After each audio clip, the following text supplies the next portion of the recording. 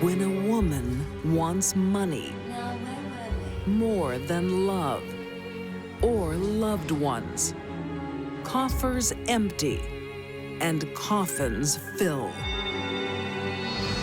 Seductive charm masks an English rose's lethal intentions. The trail of devastated, demoralized, destitute men. A prim and proper wife has a morbid obsession. So fascinated by death, she had the local mortician on speed dial. And filling a child with hate backfires on a mom. Once you looked at that face, somebody experienced a frightful moment. These deadly women take lives and livelihoods. They have insatiable greed.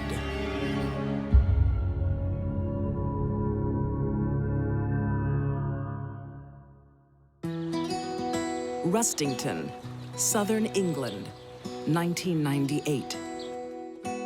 Two-time divorcee, 38-year-old Dina Webb is again looking for love. Bubbly blonde who loves a laugh seeks the company of a like-minded man. Dina would meet men mostly through Lonely Hearts columns. Hello? Yes, I'm the bubbly blonde. Thank you for ringing. A lot of men wanted to meet Dina, and she had her pick. What's your name? They were ready to fall in love. Her ad lures another divorcee, Richard Thompson, a successful manager working for a global telecommunications company. Dina could read men brilliantly. She would very quickly identify whether they had money, what their hopes were, what their ambitions were. Richard thought he had met his soulmate. He liked deep-sea fishing. She claimed that she liked deep-sea fishing as well. Hey, I got lots of contacts in America. He was amazed that someone would care about him that much. You think we could?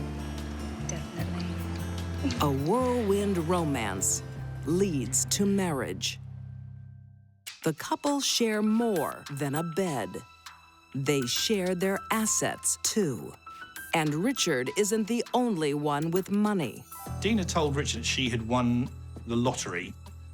She told Richard that she had a contact in America that will make him tens of millions of pounds.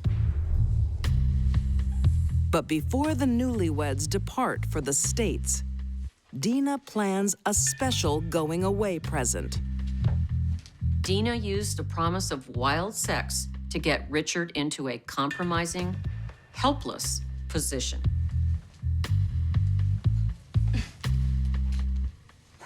Pretty kinky. You'll love it. He lay there expecting something sexual to happen. What are you doing? Just getting ready.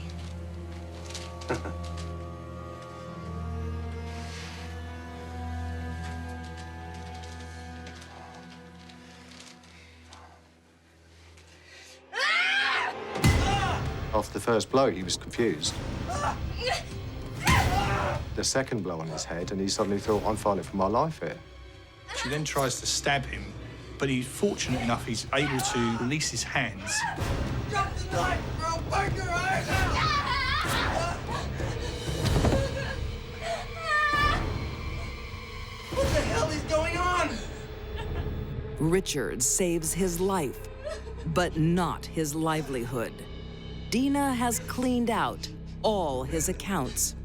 He suddenly realized that all his money had been drained, that he made out his will to her, he'd given her power of attorney over his affairs. And suddenly the penny drops. Basically, he wasn't meant to be here. Dina would set her sights on a victim based on two things. Could she get access to their finances? And could she hurt them? Police think they've got a winning case, and Richard is their star witness. But Dina's got a story to tell the jury, too.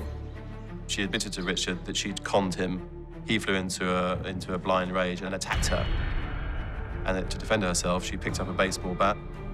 Dina worked her magic on an entire jury and convinced them that she was the victim. It's probably the most staggering court verdict I've ever had.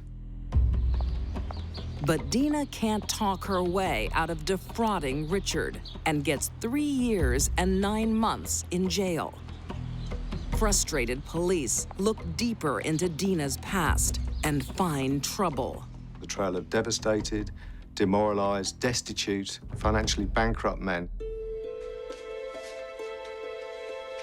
In 1982, Dina's first husband, Lee, is promised a life of riches. They love Sean the leprechaun. You're joking. They are offering us a fortune. She tells him they are going to be millionaires, thanks to a tiny leprechaun. They came up with this idea for a stuffed toy. They called this character Sean the Leprechaun. Dina told everybody that it was going to go global. Dina isn't the only one who believes in the leprechaun. She claims a global toy company based in the States wants a piece of the action. You clever woman. She produced letters to persuade him that, in fact, they had got interest from these huge companies. We're going to be so rich.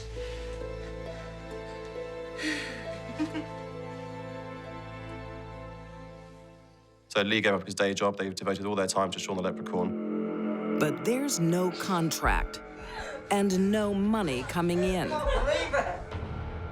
They're broke, and debt collectors are knocking on the door. Fearing she'll be found out, Dina makes up another outrageous story. She then came up with this story to tell Lee that the mafia had got involved. Thank God you're home. He followed me. Wow. He said they were going to kill you. So when bailiffs visited to get money because they'd fallen into debt because they weren't working, Lee believed that they were mafia people come to get him. What are we going to do? You have to get away. It sounds absurd, but if you'd been in Dina's world for several years with a drip, drip, drip, drip of mind control, then you might actually believe what she was saying. Dina played with Lee like a cat plays with a wounded mouse, and she enjoyed it. Believing his life is in danger, Lee agrees to go into hiding. He disappeared for years. He changed his identity, slept rough all over England. While Dina enjoys all the comforts of home, Lee spends 3 years underground, always hoping he can return to his wife. Hello? Is it safe to come home yet? No, it's still not safe. I can't do it this much longer. You have to. For me. For us. Lee always believed that he was doing the right thing, that one day the phone call would come saying, come back, and it never came. I should go. We don't want them to trace the call. There will be no homecoming for Lee and no divorce. Not even when Dina moves on to second husband, Julian Webb. Just Mum. Her usual bad timing. Now, where were we? Dina is not just a liar. She is now a bigamist. Dina chose her victims very well. Sociopaths are good at choosing people they sense they can manipulate. Once again, Dina spins a tall story of a wealthy life in the States. They were going to emigrate to America and that he'd been offered a job out there. She had this American dream that all the men talked about, and we never actually really got to the bottom of why. They should be celebrating. But Julian is in no shape to party.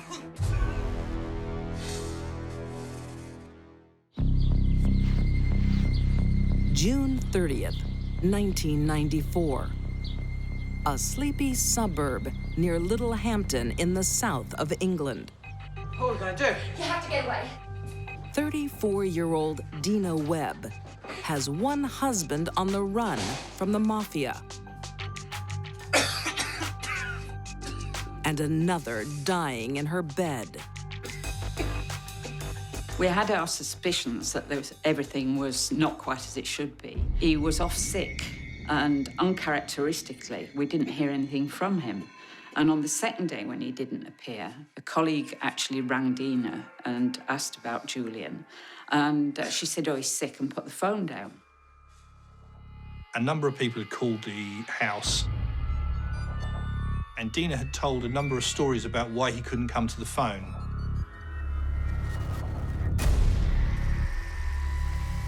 Nobody knows what was going on in the house during that time. Dina finally calls for help. They found Julian on the bed. His body was already quite rigid.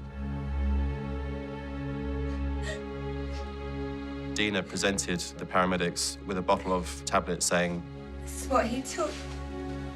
Dina claims Julian has taken antidepressants, but that is hard for his family to swallow. Julian was a fitness fanatic. He didn't drink, he didn't take drugs, he wouldn't even take an aspirin. Dina may be slow to call the paramedics, but she's quick to call about his insurance benefits. She appeared on the doorstep of the office the following morning. Hello, Dina. Julian is dead. She said, Julian's dead. I need to know about his insurance money. And it was all in the same breath. And I thought, wow, this can't be for real. An autopsy concludes a fatal overdose is the likely cause of death. Although it was treated as suspicious, and although there were anomalies in her story, it was never really investigated as a murder. And that's how the matter rested for several years. Dina gets away with murder once, but her attack on Richard Thompson will be her undoing. Lightning never strikes twice. And when I heard about the other case that she'd been investigating for, that immediately aroused my interest. We then reopened the investigation into the suspicious death of Julian Webb. 6 years after his death, Julian's body is exhumed and examined by top forensic scientists. They confirm antidepressants caused his death, but not one dose. We were able to involve international toxicological experts who were able to examine his stomach contents, his blood content, and what these experts were able to say was that this couldn't have been a suicide. This must have been infused into the body over 3 or 4 days. Dina's unsavory side is exposed. Dina had cooked a hot curry for Julian in the week before he died.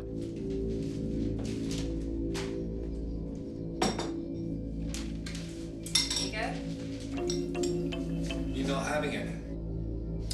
No, I'm full.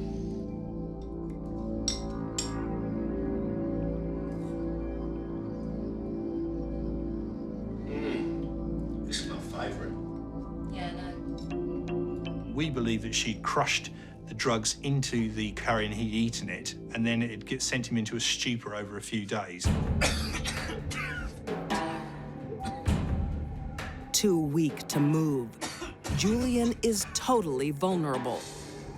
The last days of Julian Webb would have been horrific as he lay there, knowing that something was happening to him.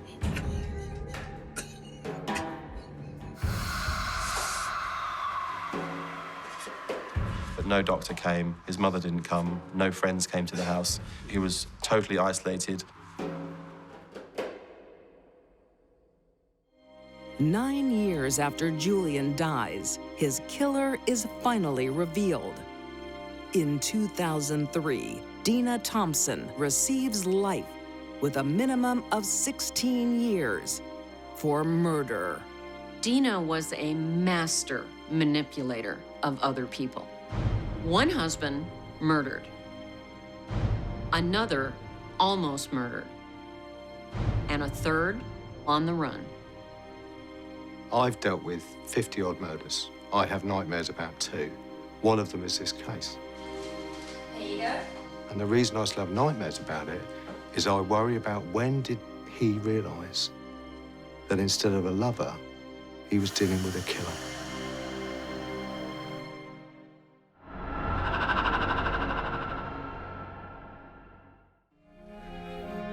Coming to terms with the death of loved ones It was a slow, twisty, horrible kind of death. No. is difficult for most people. Family members were dropping like flies. But there are rare exceptions. Louise was so fascinated by death, she had the local mortician on speed dial.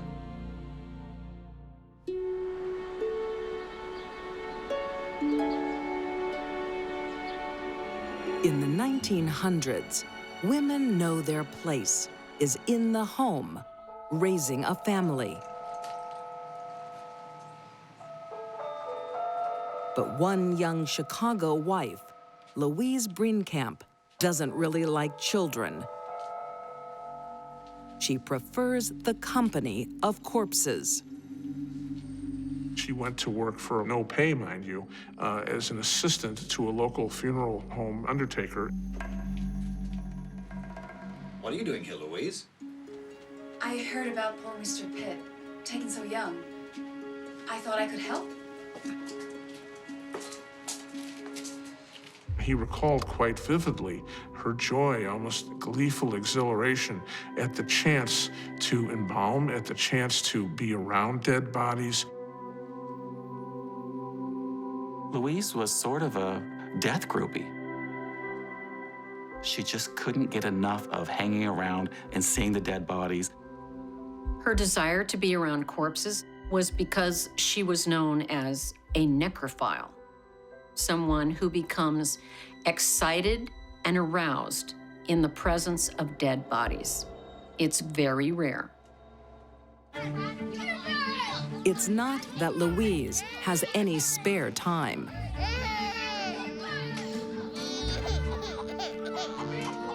By 25, she is caring for 5 stepchildren and struggling to keep her home orderly. Frank, Lillian! Stop bickering! To the annoyance of her much older husband, 60-year-old Fred. Why can't you keep an orderly house? The children, this mess, it's an embarrassment. Fred's complaints are short-lived. He soon succumbs to a mysterious illness. There were no cures for what are commonly treated ailments today, and stomach problems were quite common.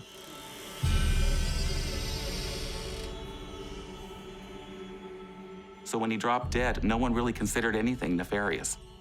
Fred leaves his family well provided for, thanks to his life insurance. And Louise decides to invest it in death. She becomes a partner in a Chicago mortuary. She took his insurance policy, roughly $2,000, and transferred it over to the Chicago Southside undertaker. She had promised that she would deliver to him clients. True to her word, Louise delivers customers. The first, her 4-year-old stepdaughter, Florence.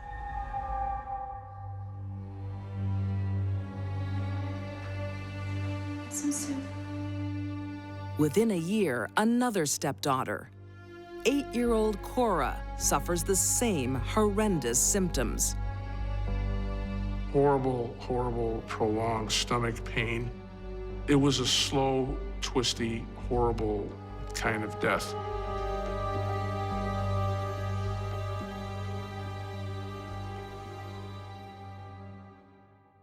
Grieving Louise is still young and beautiful, and soon has a new man to help her heal. She finds a man named Charles who has a son named Harry, and she inserts herself into that family.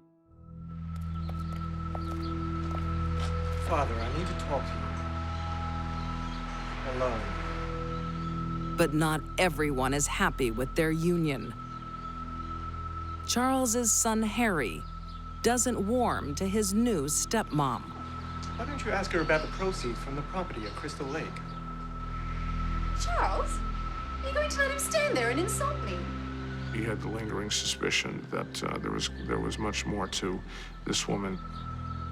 Why don't you prepare supper and we'll discuss this over a meal? Of course. It would be my pleasure. But before the dispute can be resolved, Harry is in the morgue. No one really looked at Harry's death. She said that he died of heart failure, and they believed it. Another stepdaughter, Lillian, soon joins him. And then, her new husband. Next, Charles comes down with illness. He's very, very ill. Charles died within 6 days of taking sick. Again, she collected a sizable insurance payout. Everyone thought that Louise and her family were cursed. Her husbands, her stepchildren, they kept dying. When her last surviving stepchild, Frank, is bedridden, his nurse is Louise. Well, she looked after him, showing the Angel of Mercy side to them, the Florence Nightingale side. He suffers for at least 6 months with his terrible illness while she's right by his side. Trapped in bed, Frank has time to think. No.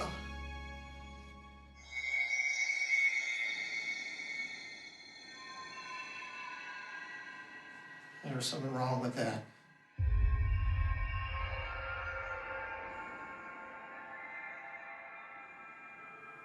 I'm going the same way as Dad.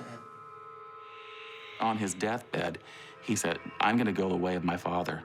I think I've been poisoned." His death brings the toll to 2 husbands and 5 stepchildren. Despite so many deaths in the hands of one caretaker, there is no investigation. Nothing to stop Louise's deadly greed.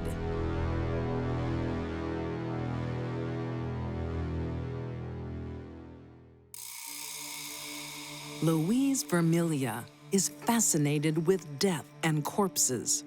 In the early 20th century, she buys into a Chicago mortuary, then fills it with customers, her own family. One after another dropped dead, and no one really questioned it because mortality was high. The deaths set Louise up as a wealthy woman, thanks to life insurance payouts. She buys another business, a boarding house for lonely itinerant men. Even as she advanced into middle age, she was still quite fetching, this beguiling temptress. I suggest you take along. I make it plain so people can have their own. Railroad conductor Richard Smith soon falls for her cooking and charm. He became bewitched, if you will, by Louise and fell in love with her and began courting her quite seriously. But Louise won't succumb to love without security. He signed over his life insurance to her so she can cash in on that. And then all of a sudden, he died.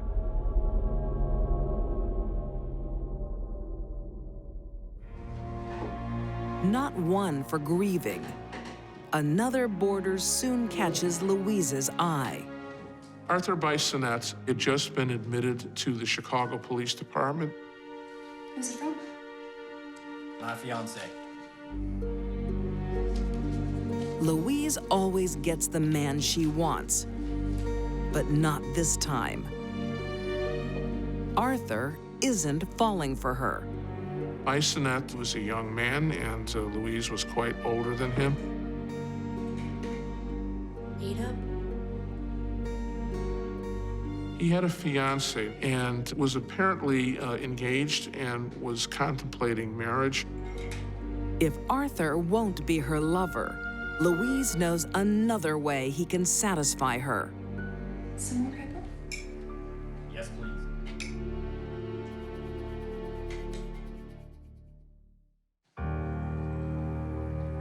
Arthur gets violently ill and dies.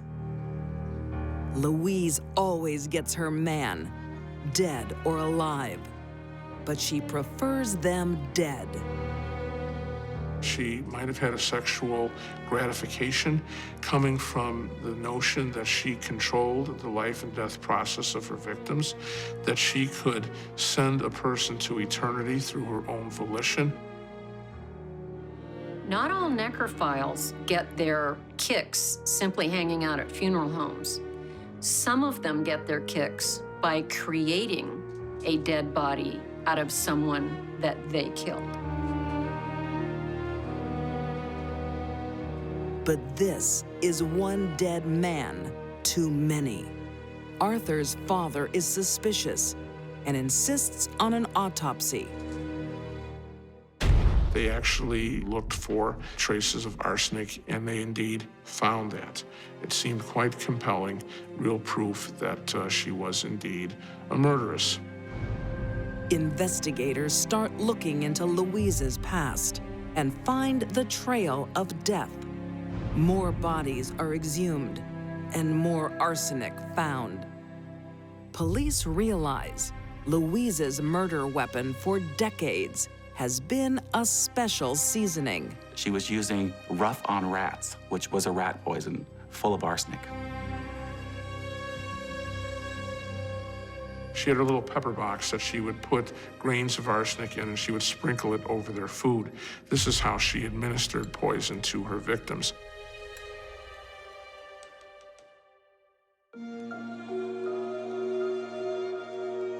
With her poisoning exposed, police have a strong case for murder. But Louise isn't finished with her pepper box yet.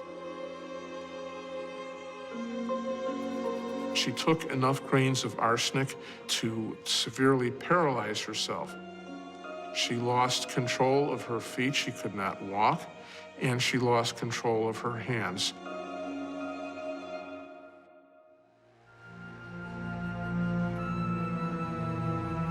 It's a dangerous and audacious play for sympathy in court. But a wheelchair-bound beauty is a gift to her defense attorney. He played her up as kind of a sob sister, if you will, a hard-working woman who had been plagued by tragedy her entire life. The jury did not hear any of the evidence that linked her to Fred Brinkamp, Charles Vermilya, Harry Vermilya, the three daughters of Brinkamp. None of that was admissible. A sympathetic jury refuses to convict a crippled woman. A split decision means a mistrial, and the prosecution drops the case. In 1912, Louise Vermilya is wheeled out of court, a free woman.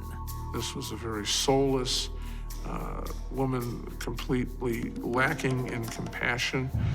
There was no sense of guilt, there was no sense of remorse, and all of that adds up to a sociopath.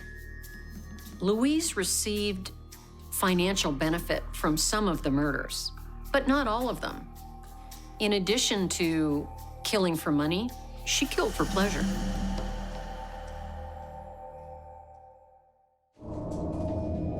Some people will hold tight to valuables at any cost. The smell suddenly hit him. Precious family heirlooms. Books on Satanism and the occult were found near the garbage can. Or mementos of loved ones. The way that she kept her close to her was in a storage unit.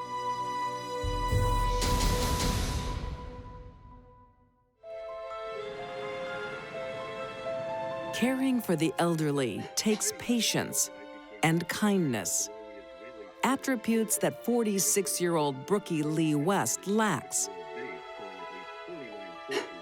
When in the late 1990s, she moves to Las Vegas to nurse her ailing mom, Christine.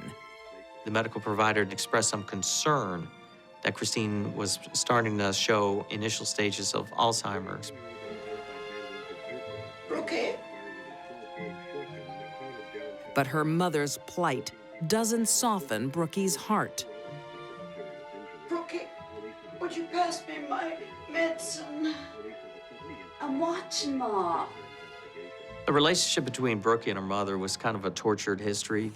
I have to do everything for you. They lived together, yet they fought constantly. I'm sick of you.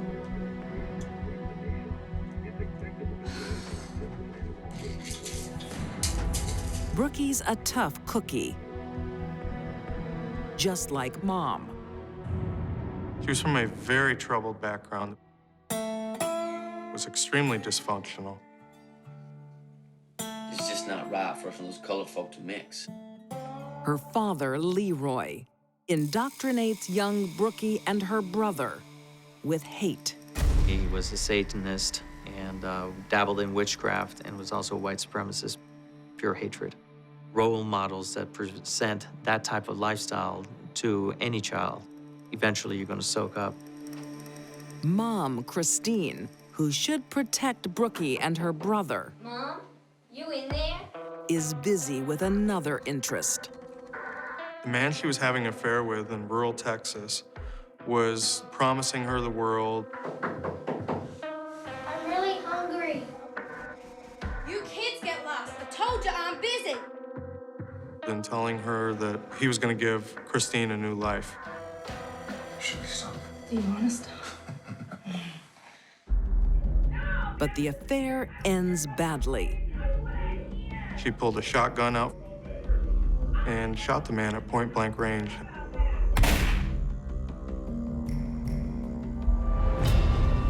It showed Brookie that she could take care of business violently, her own way, and that she could get away with it. Christine goes to jail for attempted murder. How was your day, all right? It was all right, but I sure do need one of these. Against all the odds, Brookie grows up to establish a good career. She was a very successful person. She's making an excellent salary as a technical writer, doing very well. But one thing she inherits from her mother is an attraction to a loser. Howard Simon St. John was penniless, an alcoholic and drug addict. The unlikely couple ties the knot. But it isn't long before there's conflict. Honey, will you be so kind as to do a little favor for me? Anything for you, honey. Brookie wants Howard to torch her car for the insurance money. She owned more money on the car than what it was worth. I love you, honey, but you know I can't do that. I give you all of this. I support you, and I just ask you one little thing. No. Brookie isn't one to take no for an answer. There was a fight, and she had pulled out a little handgun.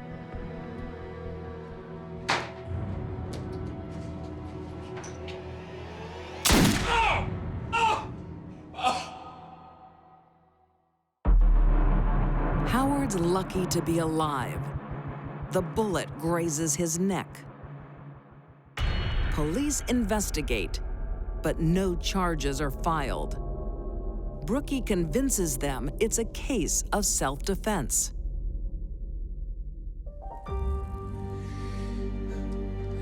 A week later, Howard goes back to Brookie, and they rekindle their romance. I'm sorry, my love. It's a serious mistake, and the last Howard St. John will ever make.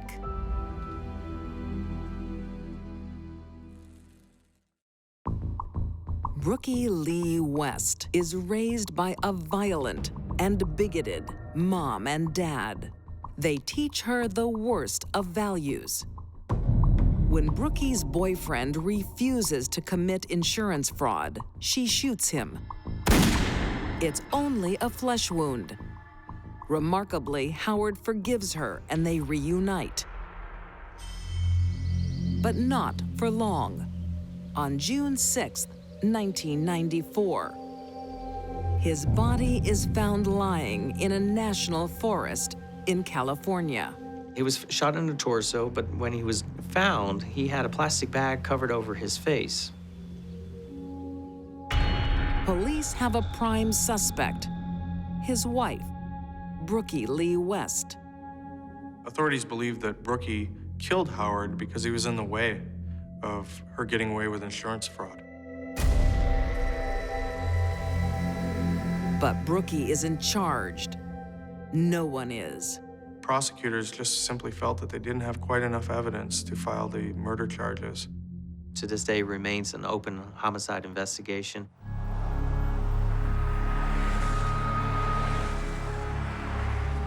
Brookie leaves the controversy behind and moves to Las Vegas to be with her sick mom. Brookie! Can you help me, please? I think what attracted Brookie and her mother here is the easy living.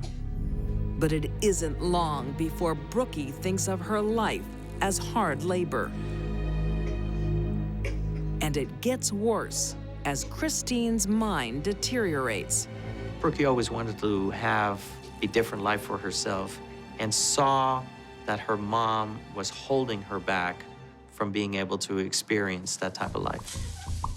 Brookie has a solution to her problem. But it won't involve a loving reconciliation.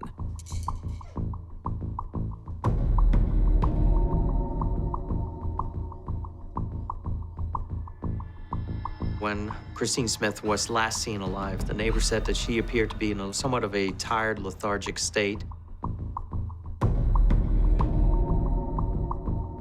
She saw Brooke West walk in and say, "Here, Mom, take more pills. It'll be good for you. It'll make you feel better."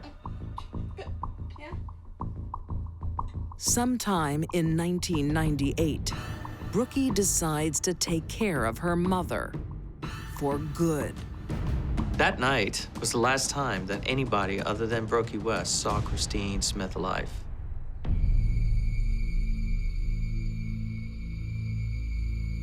Christine, who raises her daughter to believe violence solves problems, has raised her own killer.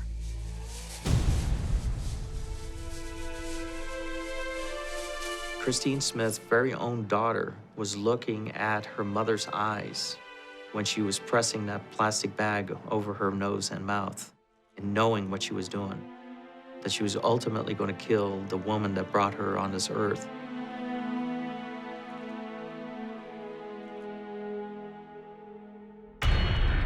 Brookie is prepared. She has a garbage can ready, but she doesn't dump Mom.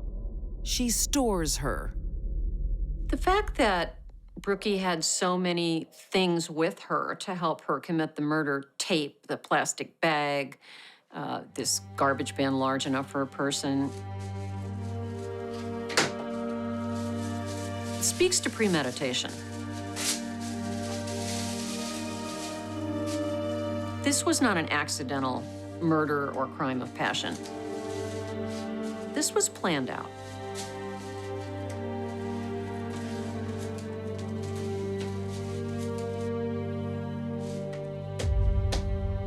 While her mother rots, Brookie Lee cashes in. She collected over $30,000 in Social Security benefits. Money mattered to Brookie Lee West. She cared about her wealth. Christine's body stays in storage for 3 years, until February 2001, when a foul stench alerts a storage worker.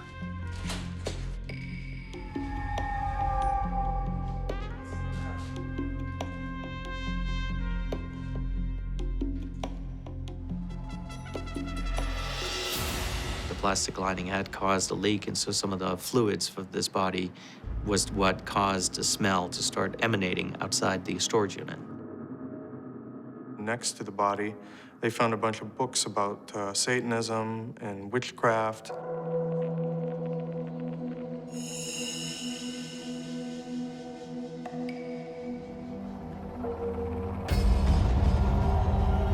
They discovered a human form that had practically melted into the bottom of that garbage can. Once you looked at that face, it could be translated as somebody who had suddenly experienced a frightful moment. Police don't have to look far for a suspect. The storage unit is rented in Brookie's name, and a single fingerprint confirms her involvement. A single fingerprint was recovered from this plastic wrapping and conclusively identified as Brookie Lee West. Brookie Lee West is charged with her mother's murder. Brooke West claimed at trial that her mom died of natural causes, and 2 days later she realized, oh, I have a dead body in the bedroom and I need to do something. Christine's body tells a different story.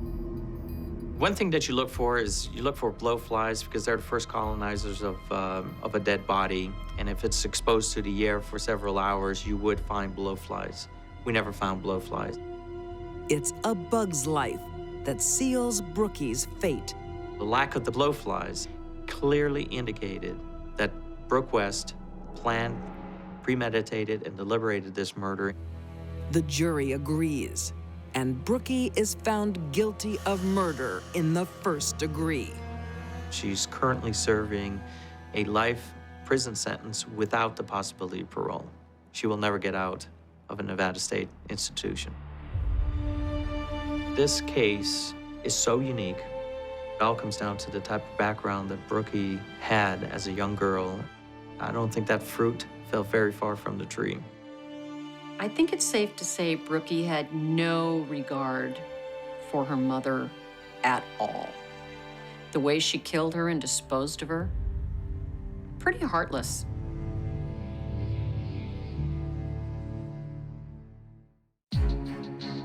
These deadly women sacrificed friends and family. Dina Thompson charmed her way to murder. Louise Vermilia cashed in on corpses.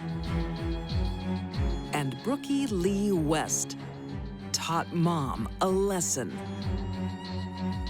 All three women murdered for money.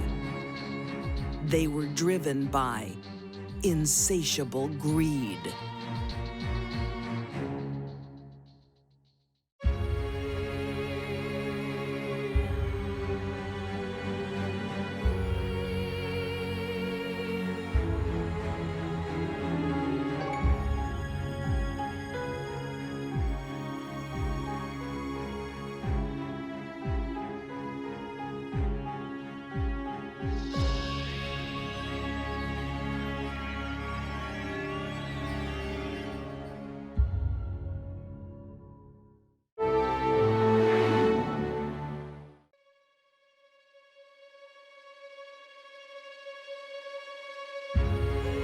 Some women become obsessed. Nothing will stand in their way. Catherine is evil. What happens when you fall in love with a serial killer? Human life meant nothing to these two people. Two schoolgirls are consumed by a friendship. They will kill to protect. She killed her mother because she wanted to and got her friend to go along with it. And one woman's compulsion drives her to the unthinkable. Here's a woman so desperate to cover up a lie that she's willing to cut another woman and rip that baby out of her womb. These deadly women are savagely single-minded, ready to murder for their fatal obsession.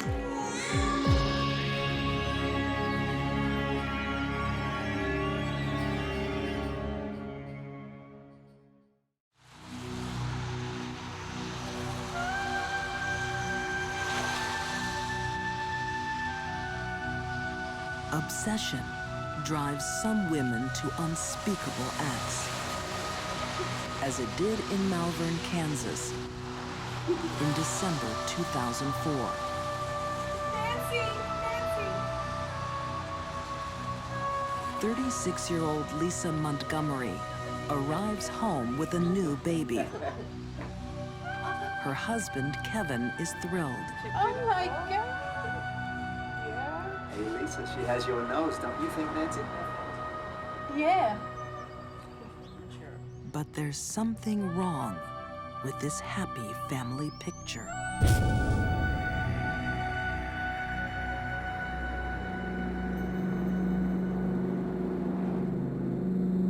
The memory haunts Lisa's first husband, Carl Bowman. The images that were in your head are horrible. The idea of what happened was, I mean, it's horrible. I mean, it still affects me. And I was allowed to see evidence and pictures and stuff, and it was, yeah, it's terrible. 200 miles away in Missouri, a young woman has been savagely murdered. This smiling new mother is the killer. Who would cut a baby out of a pregnant woman's stomach and leave the woman to die?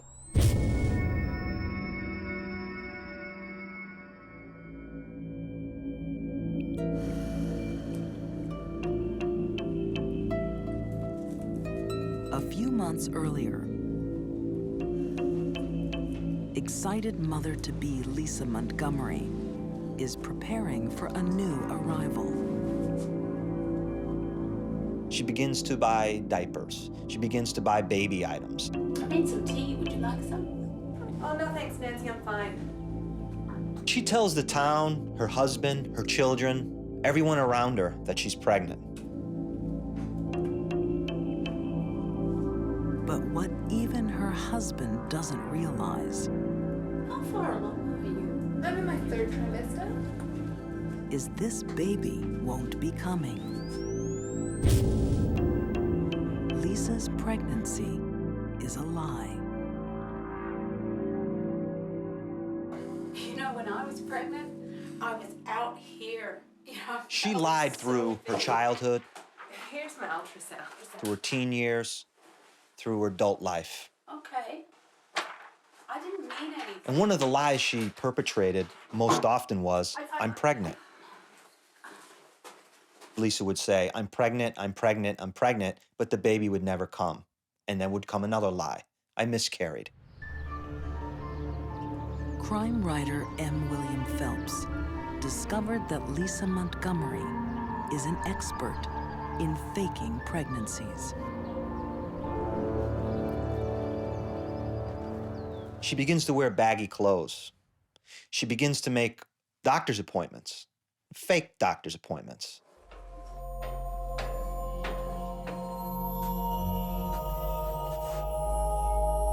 She begins to swallow air when she's around people to extend her stomach. She asks people, feel my stomach, and tightens it up. It's nice and hard. She begins to do all these things, knowing that when the 9th month comes, she's not going to have a baby.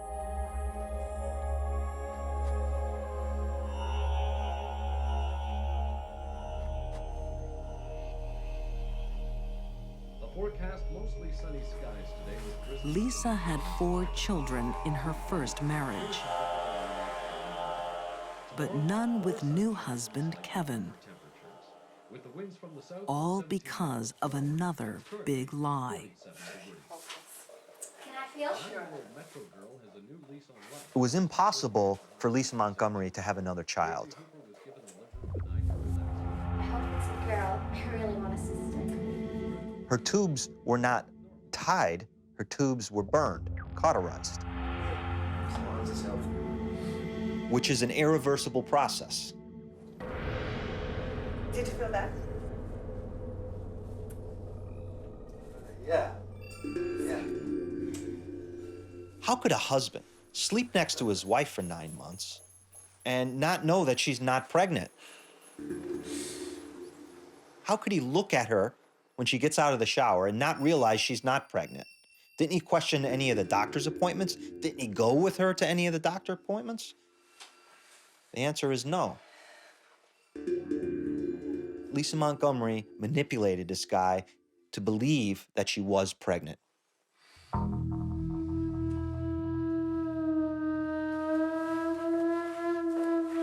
After her due date, Lisa's lies will be exposed to the world.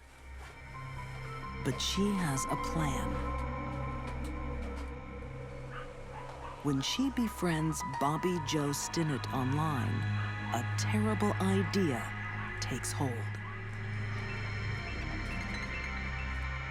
The one thing she notices about Bobby Joe is that Bobby Joe is pregnant. I think she looked at it as Bobby Joe would be in an incubator.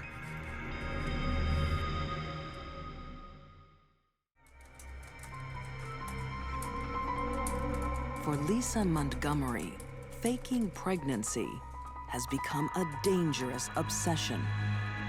She's lying to everybody about being pregnant. She's lying to her kids. She's lying to her husband. She's lying to the town. Now that she's met pregnant dog breeder Bobby Joe Stinnett, the need to cover up her lies will drive her to do the unthinkable. Lisa Montgomery is communicating with Bobby Joe Stinnett online as a woman named Darlene Fisher, a dog lover, someone who enjoys these types of dogs that Bobby Joe raises.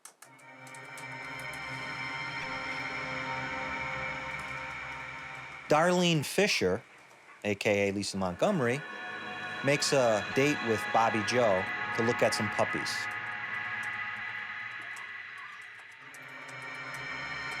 Inside Lisa's car, she has a knife, a rope, and a home birthing kit.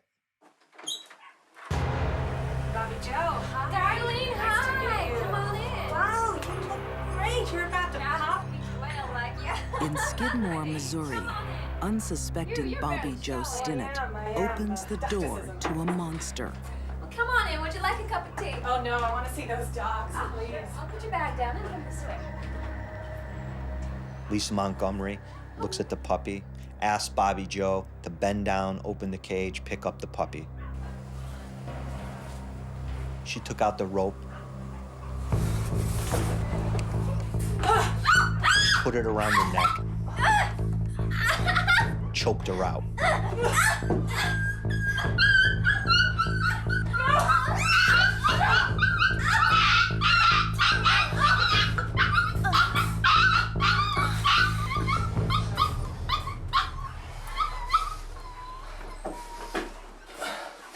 Lisa is ready to steal Bobby Joe's baby.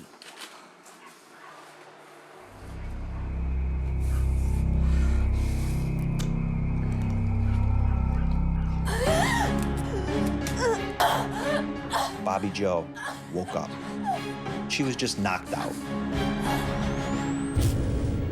Not only is she struggling to keep herself alive, but now she's fighting for her baby. Bobby Joe dies a violent death.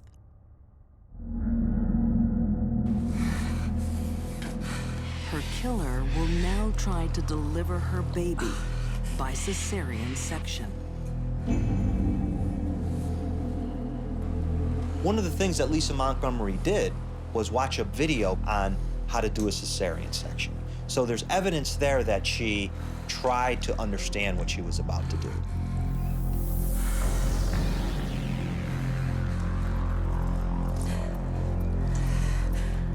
In order for this child to survive after the amateur cesarean section, the child would have had to have been at the end of the 8th month or the beginning of the 9th month.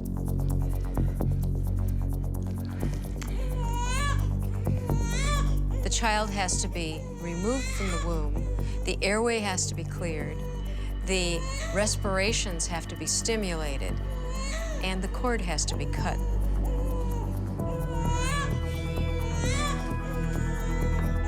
four-time mother knew just what to do. She has her baby. This child was very lucky to have survived.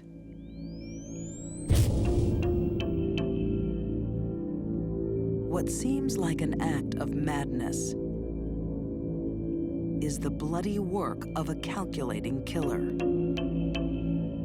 Who would cut a baby out of a pregnant woman's stomach and leave the woman to die? Only a crazy person would do that. However, in this case, this crime was premeditated and well planned. Lisa is not crazy.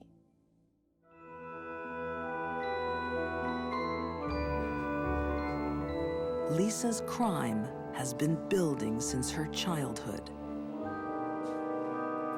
She began to become an expert at lying. Pathological lying, sure, but more so lying to people in order to, get them to do the things she wanted done. But those lies would backfire. Lisa Montgomery's claim is that one of her stepfathers sexually abused her. She complained about being sexually abused, but no one would listen to her. Nobody believed her.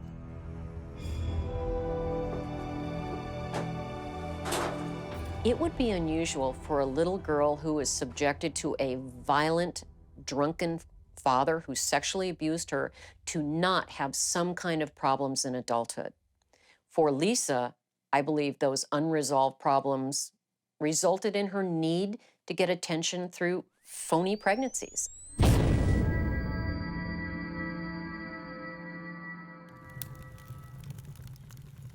One of the first to the crime scene is Sheriff Ben Espy.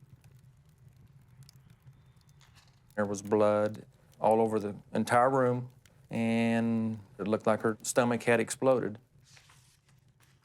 The paramedic hollered at me and said, "You need to get in here. Here is the umbilical cord. It has been cut.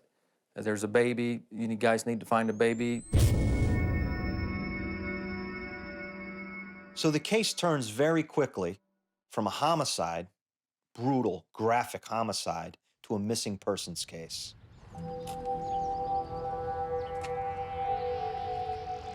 The hunt is on for the missing newborn. Nancy! An entire nation is placed on alert. Meanwhile, Lisa Montgomery, Kevin, her husband, they get up in the morning. They take the baby down to the local diner. They show off the baby. They're just one happy family cruising around town with their new baby. Well, guys, she's beautiful. Thank you. Go to the nursery. Lisa's new motherhood won't last long. The plundered body of Bobby Joe Stinnett gives up vital clues.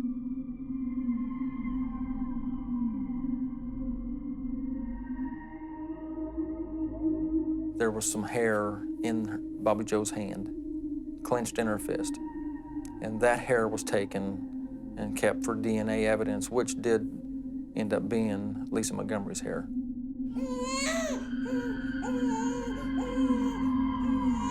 Lisa's deep-seated need to get a baby overrode her planning. She planned out how to get the baby. She did not plan out how to get away with the crime.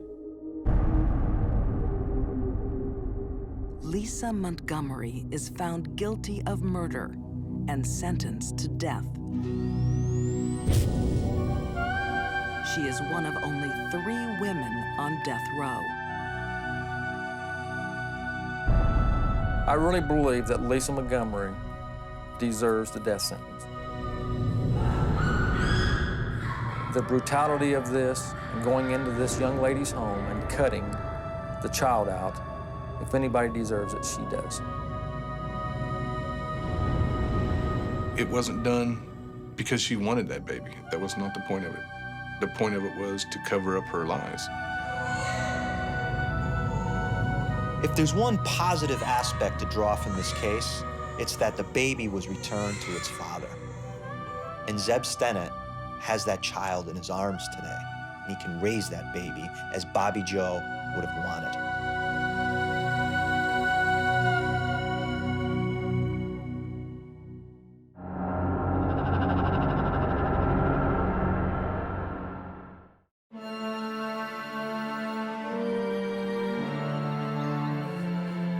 Youth is a time when passion can run dangerously wild.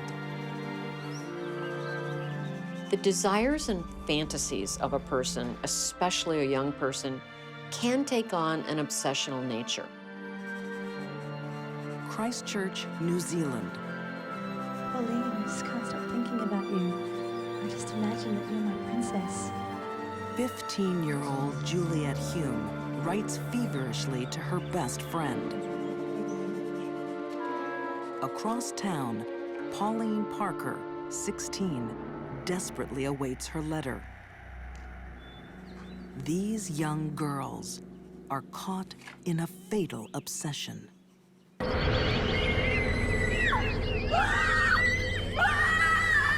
This was a brutal murder. She didn't want her mother around. She hated her.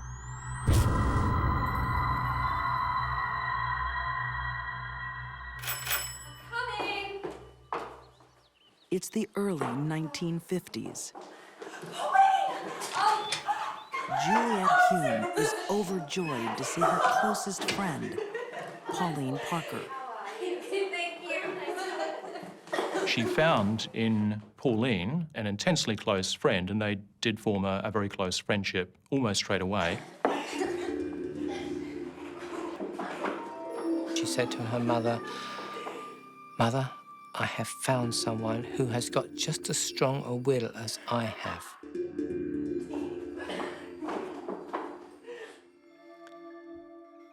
That's the start.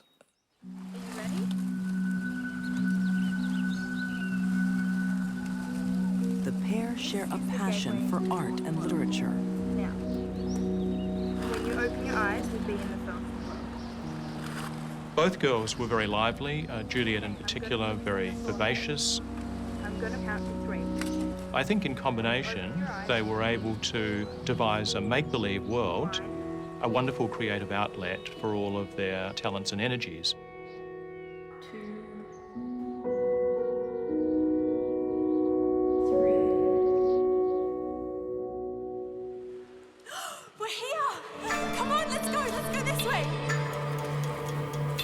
They would pretend to be figures from medieval fantasy worlds and historical figures.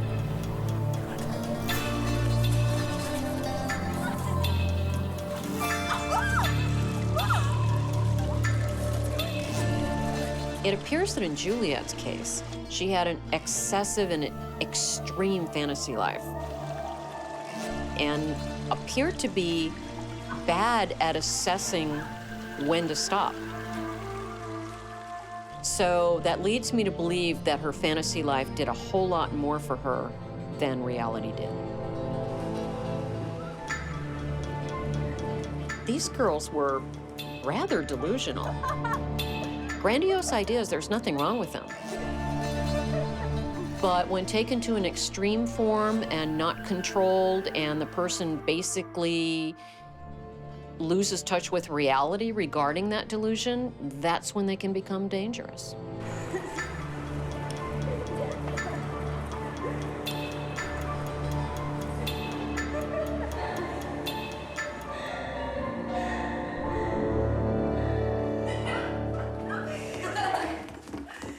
Girls, please, I'm trying to concentrate. Obsessed with their fantasies. Obsessed with each other.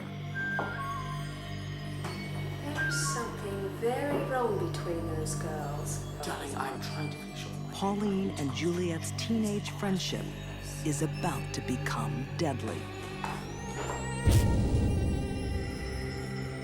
The fact that the girls' fantasy life turned to writing murder mysteries and killing people in violence, I think was an indicator of what was to happen. And apparently a fantasy they were willing to kill for.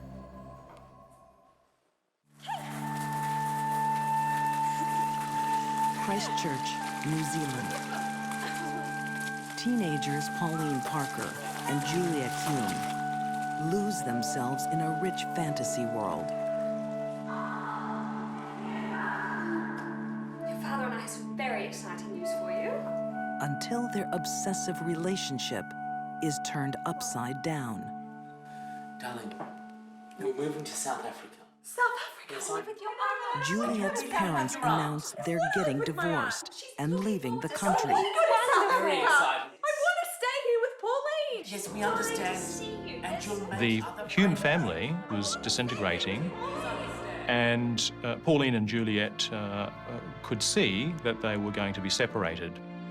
Juliet, please understand. I don't understand. I want to stay here. Juliet will be sent to live with relatives overseas. I know, but I want to stay here. She's my best friend. She's pretty much my only friend. Well, of course, Juliet doesn't want to go. And then when it's determined that she has to go, she says, well, Pauline could come with me.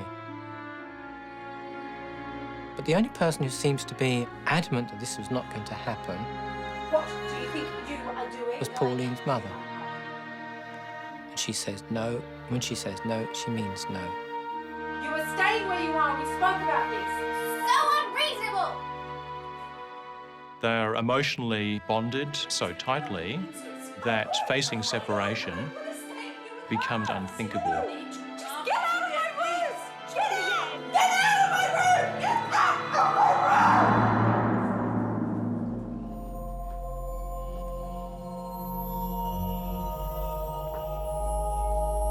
room! Faced with losing her best friend, Pauline makes a chilling decision.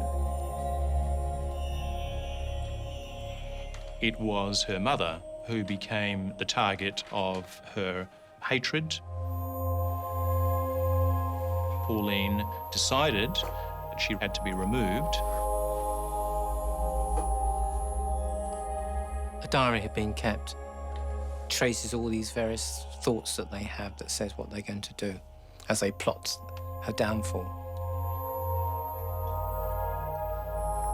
I don't think Pauline had an attachment to her mother.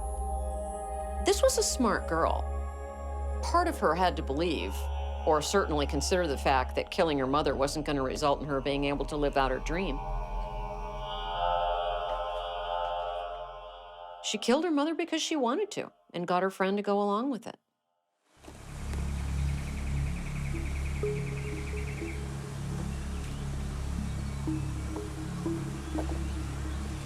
On a winter afternoon, the girls put their fatal plan into action.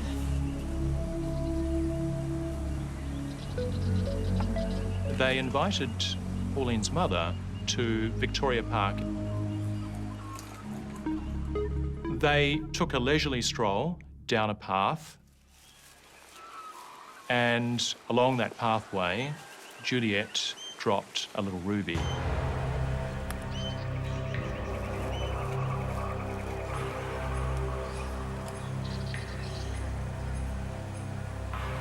Juliet went on ahead. But when Pauline came walking along with her mother, Pauline said, "Oh, look, Mother, look at those lovely pink pebbles down there." Seems to be a bauble of some form. Pauline pulled a half brick in a stocking out of her bag and began to bludgeon Honora about the head. It seems to be. Ah! Ah! Very good. What are you doing? They think it will be over in seconds. But it can take a lot of violence to kill. Just hit her. It would take repetitive blows. It would require that the outer bones of the skull be caved in and that the brain tissue itself become pulpified. The brain would start to bleed, and that the respiratory centers at the base of the brain would become altered.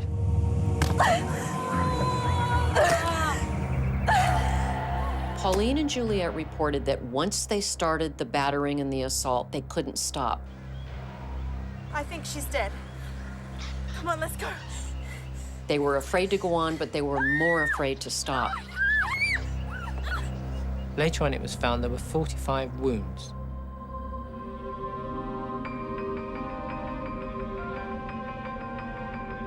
Juliet and Pauline have turned their darkest fantasy into reality.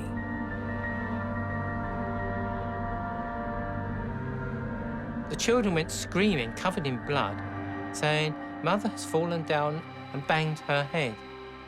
And one of them even says, "Well, she banged her head more than once. It was just like banging and banging and banging and banging." But their tale about a tragic accident isn't convincing.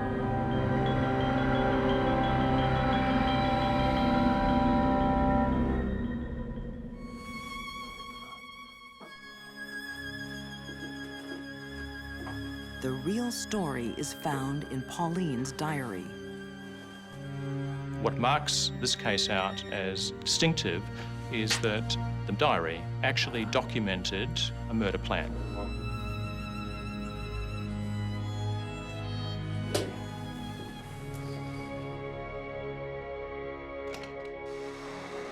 Pauline and Juliet are found guilty of murder.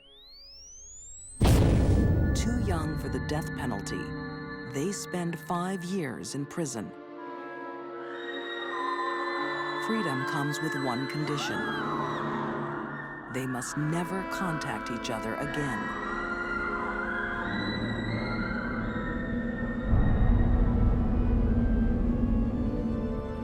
Today, Pauline Parker lives in England. Juliet Hume is in Scotland, living under a different name. She is now a successful author of murder mystery stories.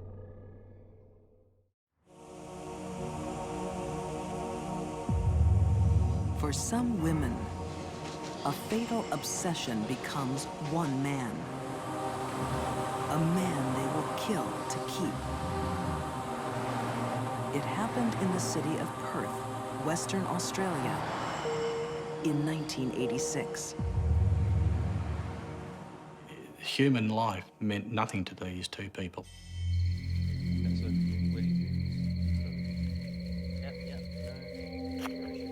Former Detective Paul Ferguson remembers a frightening night. A female serial killer and her partner lead him to an isolated Australian forest and proudly reveal 4 shallow graves. Vince shifted some dirt, and when he shifted the dirt, there was the flesh of the first girl. One disturbing moment stands out in his memory. She pointed to the gravesite and then spat on the gravesite. Disgusted. Absolutely disgusted. Few will forget an encounter with the killer, Catherine Burney. I'll tell you, Catherine is evil.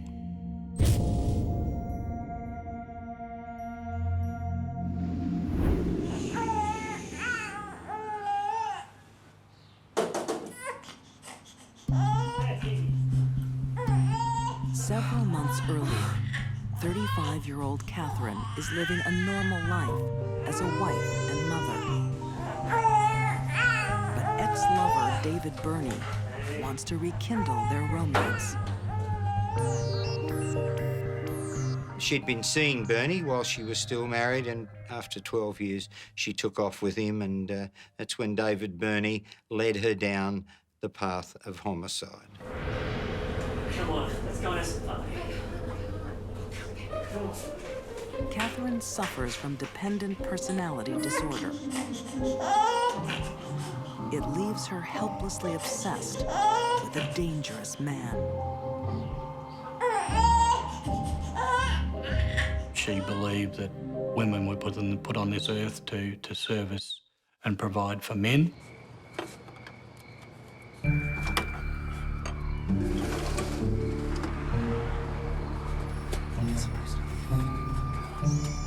Catherine's not the first person to suffer from dependent personality disorder. The vast majority of people that do don't go on to become killers. A psychiatrist told the court that he believed that it was the worst case of personality dependence he had ever seen in his life.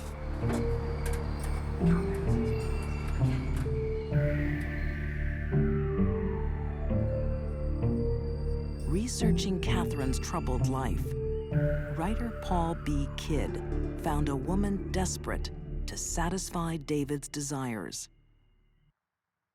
I had sex almost all day, every day, at every given opportunity. There was no stopping David Burney. He was a sexual athlete. But David Burney needs more. His fantasies are dark and violent. Catherine would do anything David wanted. She didn't want to risk anything to displeasure him or lose him. And if his appetite extended to sex with other women, even captive sex slaves, that was fine with her. Hi. Hello, I'm here for some tires. When 22-year-old Mary Nielsen calls on the Burneys, G'day, love. How you going? she steps straight into their terrifying new game.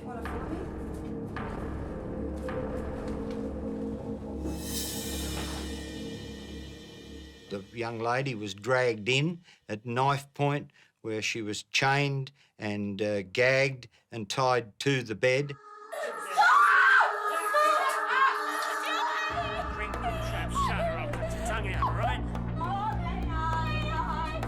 David Burney raped her repeatedly while Catherine looked on, and they both got off on it.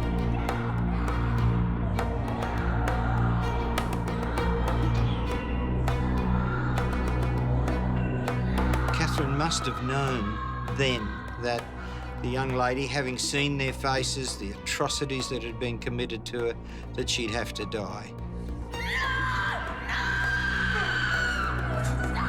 A pair of them made love on the strength of it.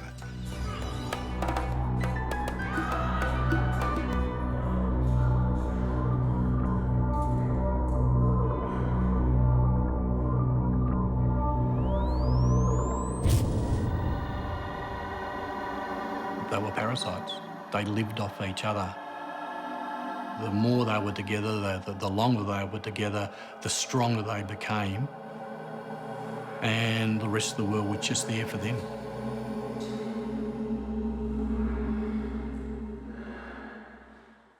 Their next victim was a 15-year-old hitchhiker. The girl had no hesitation into getting into the car with a man and a woman. Okay, dear Mum and Dad, I'm all right. I'm taking a few days away from This you, time, and I'm staying with Catherine is more than a spectator. Oh, come on, let's just kill the bitch now. No, back off. Just back off. Do it later. Just gotta write this. Catherine's need to be involved was escalating with each attack. There probably was a component where she was being sexually stimulated also.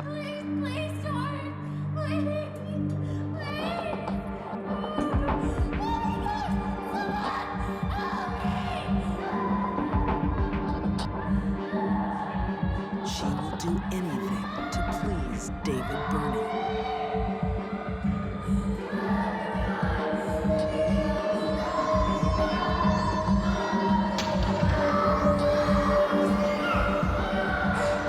To prove her love to David Burney, she offered to murder the girl. David said, "I'd love to watch you murder her." So she did. Catherine's fatal obsession will take her to the darkest parts of her lover's mind.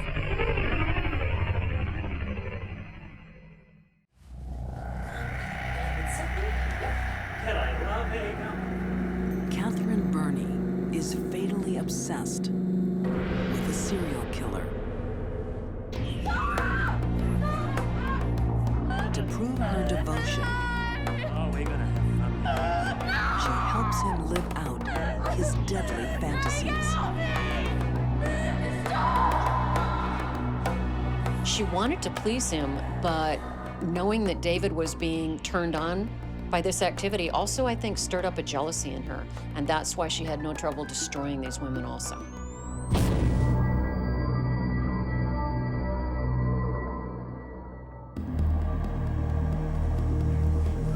In the midst of a brutal killing spree, Catherine and David Burney kidnap glamorous 31-year-old Nolene Patterson.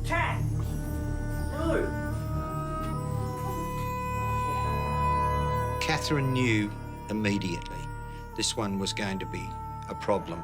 She was different. She was everything that Catherine wasn't. She had class. Yeah, no, we'll get rid of her in the morning, huh? No, not in the morning, David, now. No. David did not want to kill her. Kept her alive for 3 days, kept putting it off. And this brought up intense feelings of jealousy. David, look at me! Look at me! What? You get rid of her tonight. It's either me or it's her. No. Catherine Burney was seething, absolutely seething with rage. Okay, we'll Get off the bed, David! Get off the bed! Okay, I'm off the bed, okay? Right. I want a Ted. I want Ella. People that suffer from dependent personality disorder don't have a sense of self really at all. Promise you. We'll get rid of it tonight. They develop a feeling, a belief, they cannot live without the other person. And if that other person were to leave them, they themselves would die. Put the knife in my hand. I'll kill her now, eh? Long after they dispose of Nolene, Catherine's bitter jealousy lingers. Sorry. I love Kath. Kathy never mentioned Nolene Patterson's name once, just referred to her as the bitch.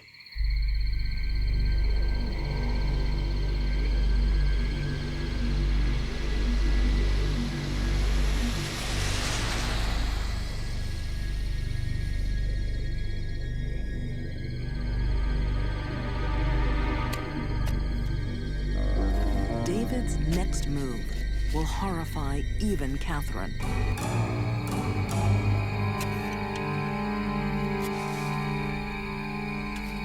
As they bury victim number 4, 21-year-old Denise Brown, they discover that she is still alive.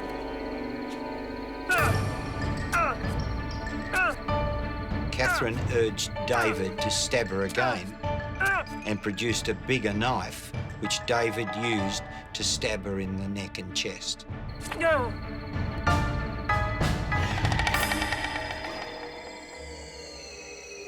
It's really hard to kill someone when you've got a will to live. Even when you have been very injured by multiple blows, a person can still live.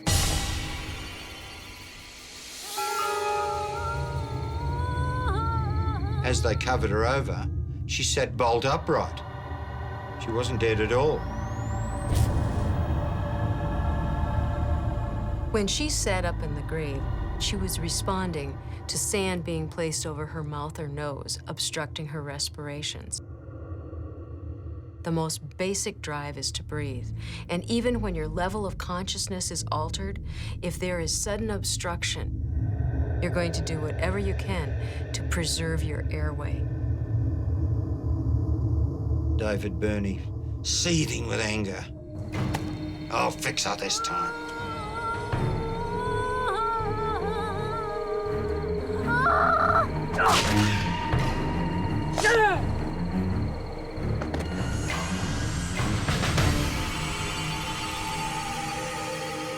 His savagery shakes even Catherine's devotion. Catherine became, I think, frightened and repulsed by David crushing the skull of a victim.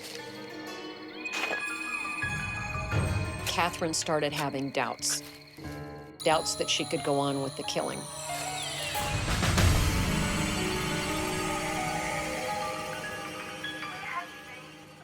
I stayed the night at Sarah's, and I forgot to call you. 5 days later, Catherine is home alone with their latest captive. I'll be home tomorrow night. This teenage girl is due to die. Keep your mouth shut. Got it? I'll be back. There was the knock on the front door. Catherine put the girl to one side. Seeing her opportunity, the young lady, no clothes on, jumped straight through the window.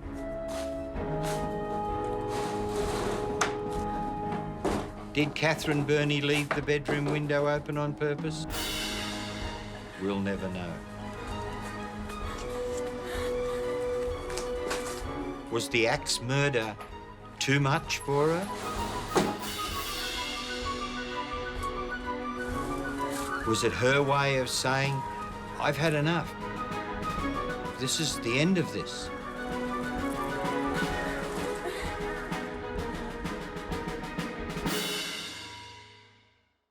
Catherine forfeited any right to be a member of our community the day she murdered those girls.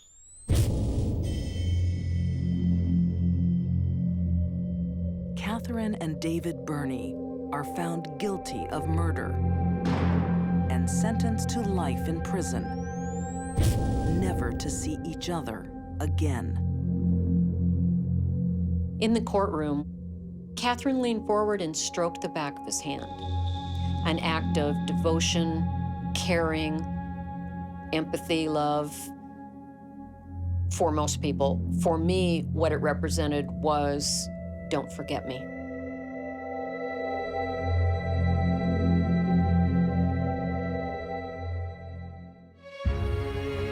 Obsession took these women down a dark path, killing those who stood in their way. To cover up her lies, Lisa Montgomery stole a baby from the womb.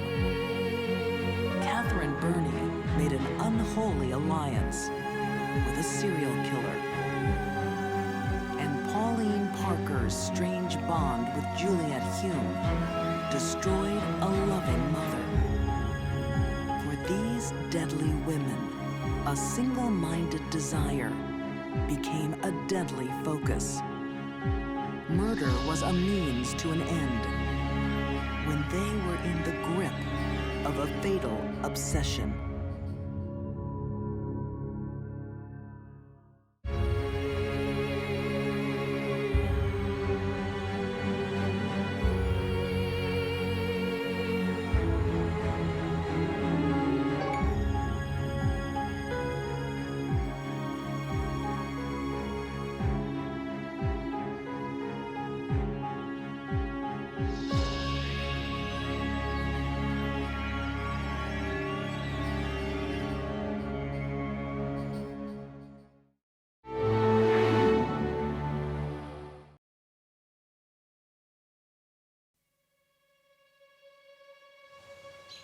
In her teens, a girl can lose her innocence.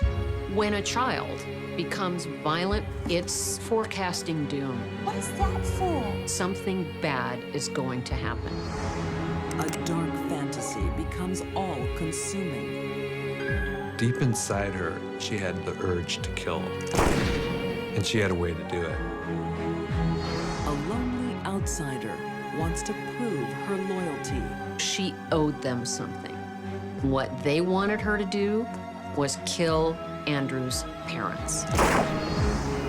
And two young sisters plan murder like a class assignment. Instead of talking about boys, they were talking with their friends on how to kill their mother.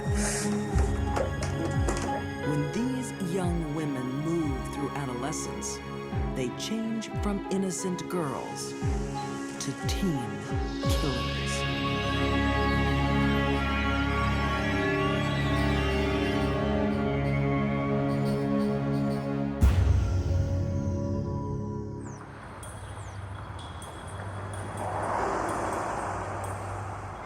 Adolescence is a time of change. Okay, they're gonna be here in a second. A time to fight for independence. You okay, Susanna? with loyal friends. You can do this. The group had several plots or ideas on how to kill Andrew's parents. Most of them were ridiculous. Okay, all right, hurry up, they're coming. You better not miss, Susanna, I swear to God. The final one wasn't.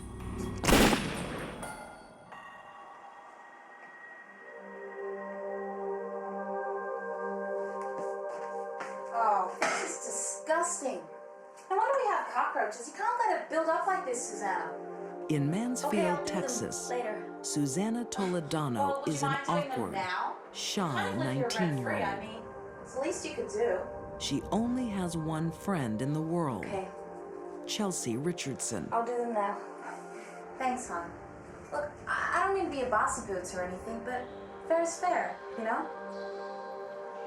You're right. Susanna was living at Chelsea's house because she and her mother did not get along. She and Chelsea had become fast friends when Susanna moved down from Illinois to Texas. Susanna felt obligated to Chelsea.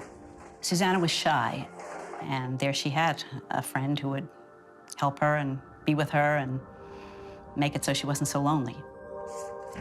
Author Stella Sands says Susanna found the support she couldn't get from her family. But her new best friend isn't as generous as she appears. It seemed that Chelsea always chose people she could manipulate. She liked to be in control, and she chose people who she could control. One person called her a master manipulator. Whatever she wanted, she would somehow get. Chelsea desires an easier life, like that of her boyfriend, Andrew Walmsley. Okay, who wants a brownie? No. Oh, nice one. Andrew lived in Walnut Estates, which is a very fancy place of two-story homes, brick and stone, and he had everything that he ever wanted as a kid.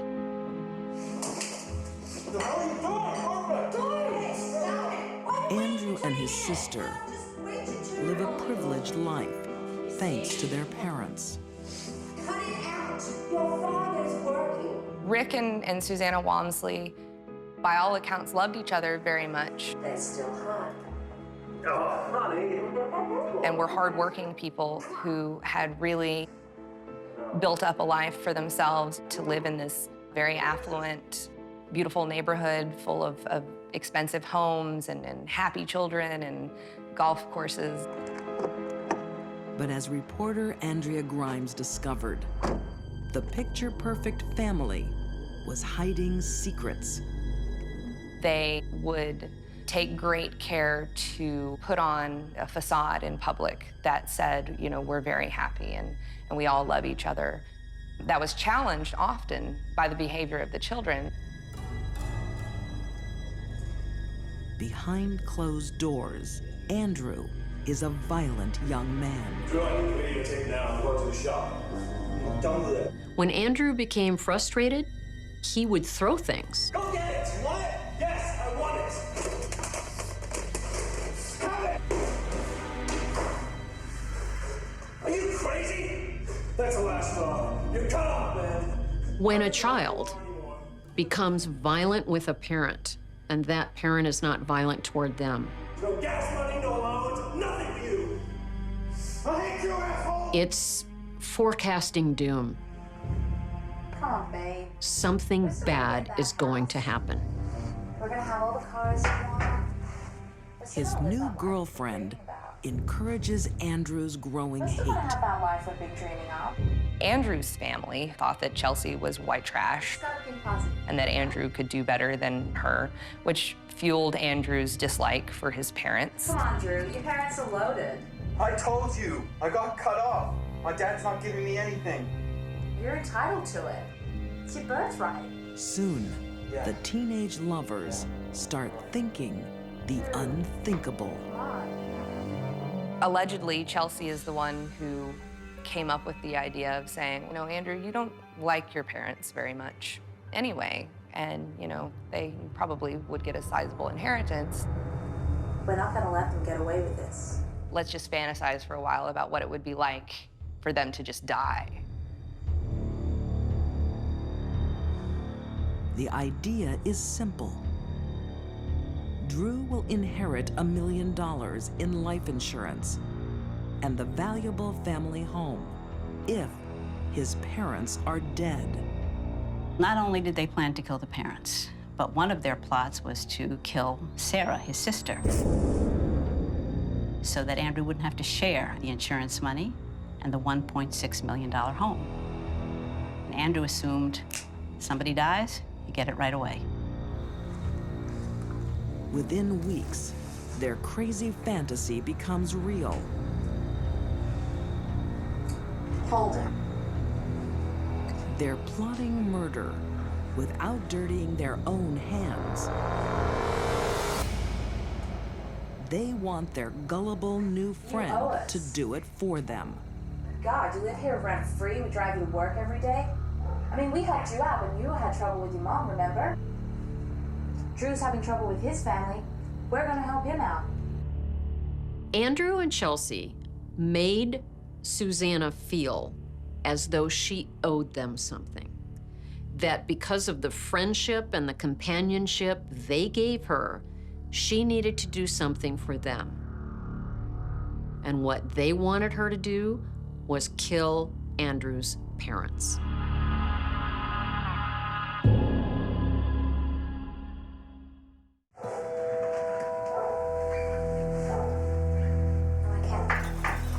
Come on, Susanna. You're my best friend. I need you. Chelsea Richardson likes to get her own way. In 2003, that means persuading her best friend, Susanna Toledano, to kill her boyfriend's parents. Susanna had a very low opinion of herself. If somebody asked her to sell the most Girl Scout cookies on the block, she would do that. If somebody asked her to murder someone, she would do that. So where is this restaurant? Somewhere down here on the left somewhere, she said. Okay. I'm hungry. How about you guys? The Walmsleys are rich. Their disgruntled son, Andrew, and his new girlfriend, Chelsea, want their money now. Get ready, they're gonna be here in a second. Susanna, you're okay? They actually attempted to shoot the gas tanks on the family car. We can do this. They believed if they just shot a bullet into the gas tank, the car would blow up, no more family. Insurance money comes the next day, and, you know, they ride off into the sunset together. Okay, here they come. Get ready. Come on. All right, make sure you get the gas tank. Their first murder attempt is almost comical. Ready? Now! Oh my God, you missed! How did you miss? What was that? Oh my God, oh my God. What was it? Somebody just shut it off. The Walmsleys realized they had been shot at. Are you serious? That was Drew. Just calm down. That was Drew. I swear to God, that was Drew's car. And saw Andrew drive away in the white Mustang that they had bought for him. Whether or not they knew this was Andrew in their hearts, or whether or not they chose to believe that it was not their son, life went on after this. They didn't press any charges. They didn't have the police investigate Andrew. Life just went on. It's a fatal mistake. The second murder attempt is chillingly direct. They went into the house, and Susanna was still scared. They tried to prop her up and say, you can do it, you can do it. And finally, Chelsea pushed her into the living room. She went in, she saw the mother lying on the couch asleep. She took the gun and shot her in the side of the head.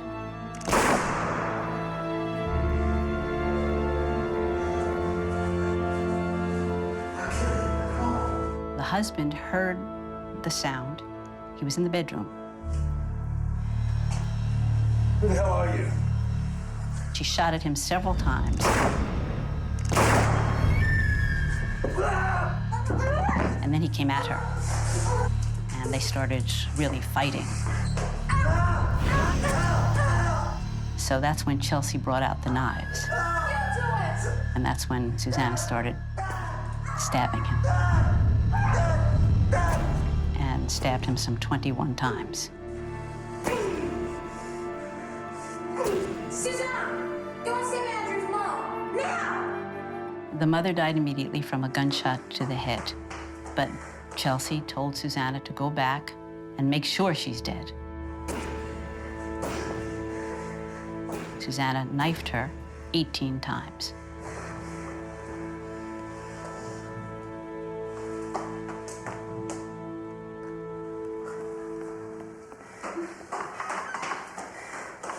Parents don't often wish to think that their children can do them any harm. Probably from Mr. Walmsley's point of view, he had given his son everything he wanted. He had given him a lovely home and a car, and here was his own son murdering him.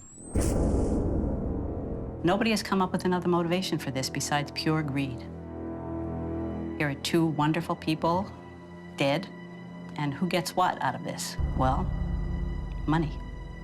That's all. Sarah Walmsley is lucky she isn't home. But she is deeply suspicious and files papers to block her brother's inheritance, accusing him of murdering their parents.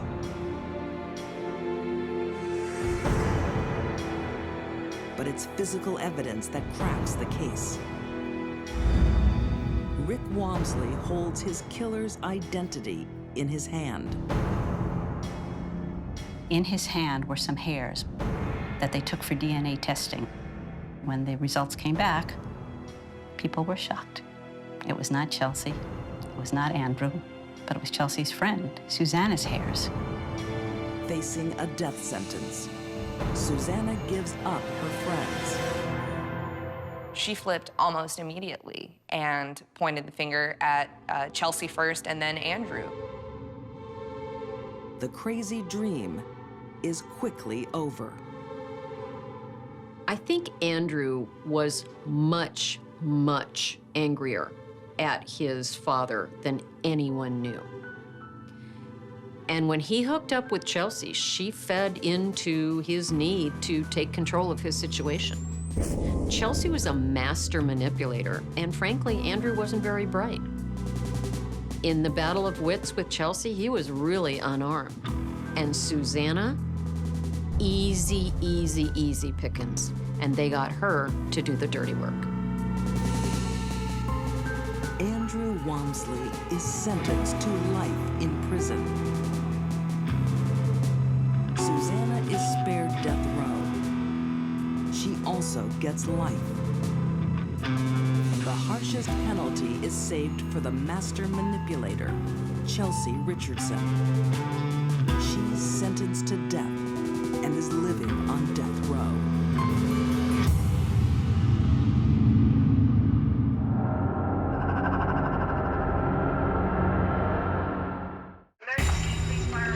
I don't know. My mom, she's dead in the tub. No, I don't want to touch her. She's underwater. Toronto, Canada, 2003. Two teenage girls find their mother, Shirley, floating in her bath. The 911 operator gave clear instructions on starting to start CPR. Hey, do you know anything about CPR? No. The girls have called for help. I can't. I don't know. I don't want to touch her. She's underwater. But they're not following instructions. The operator was almost pleading with them to at least, get her out of the water, and there was a refusal on their part to do any of that. By the time police arrive, their mother will be dead.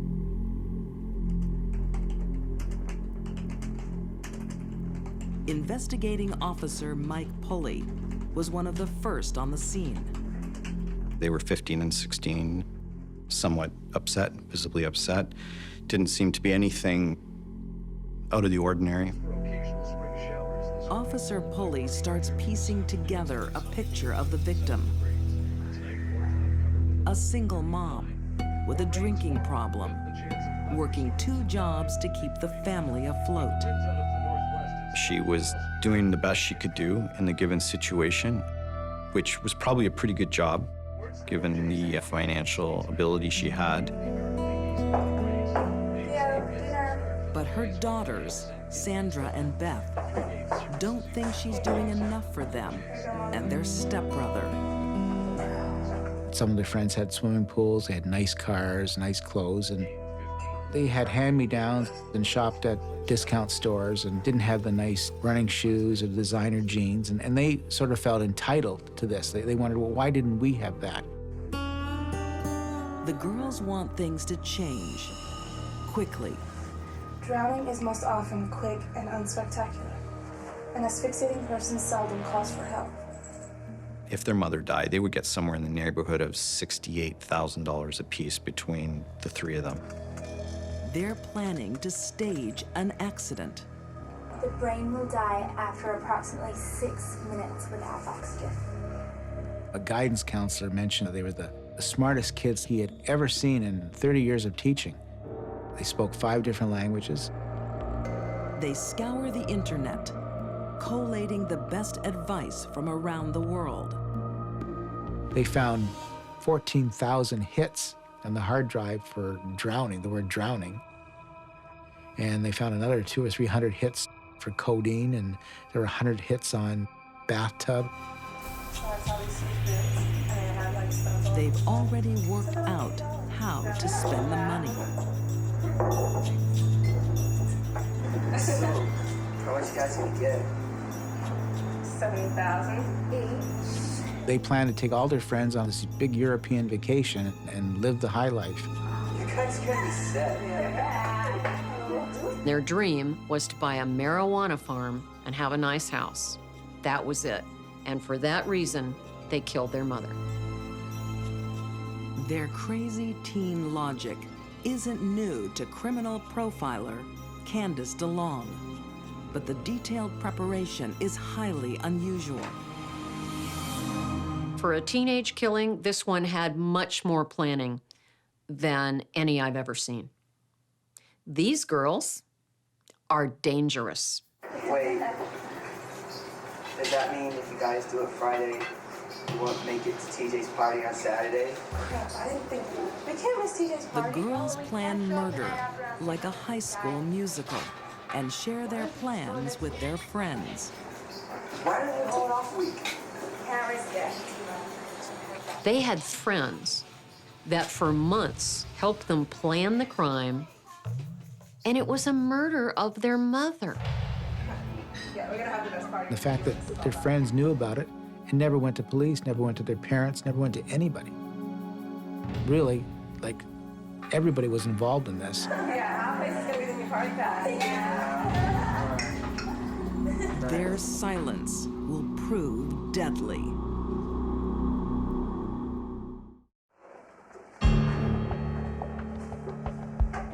Teen sisters Sandra and Beth are about to come into money once they fix Mom a drink.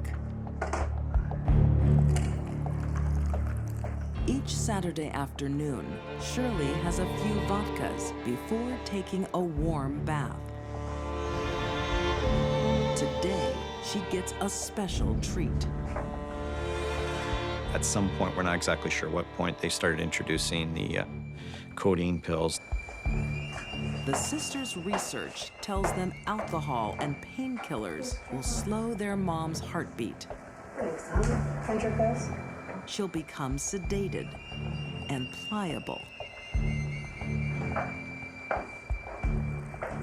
As they wait for the drugs to work, the teens go online to update friends.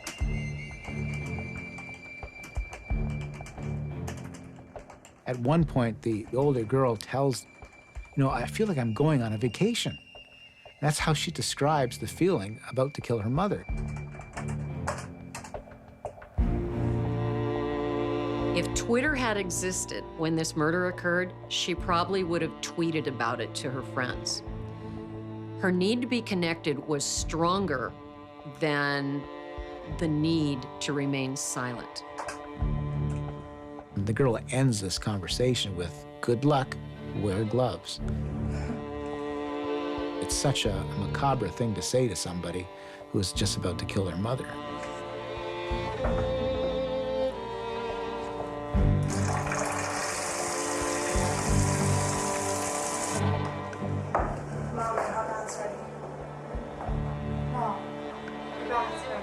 For years, the girls have watched their mom drink away money.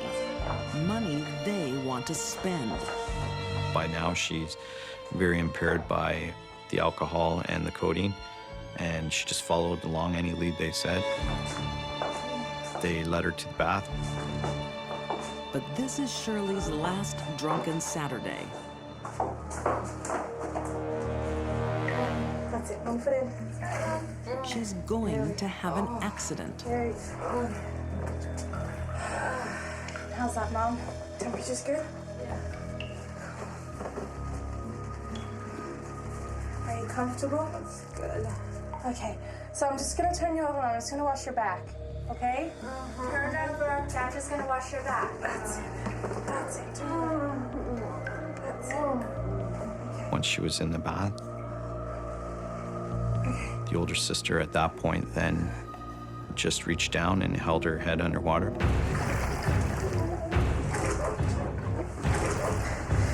Sandra knows exactly how long it will take. And she found out that it took between 2 and 6 minutes to drown. She split the difference. She actually held her mother's head under the water with a latex glove for an entire 4 minutes.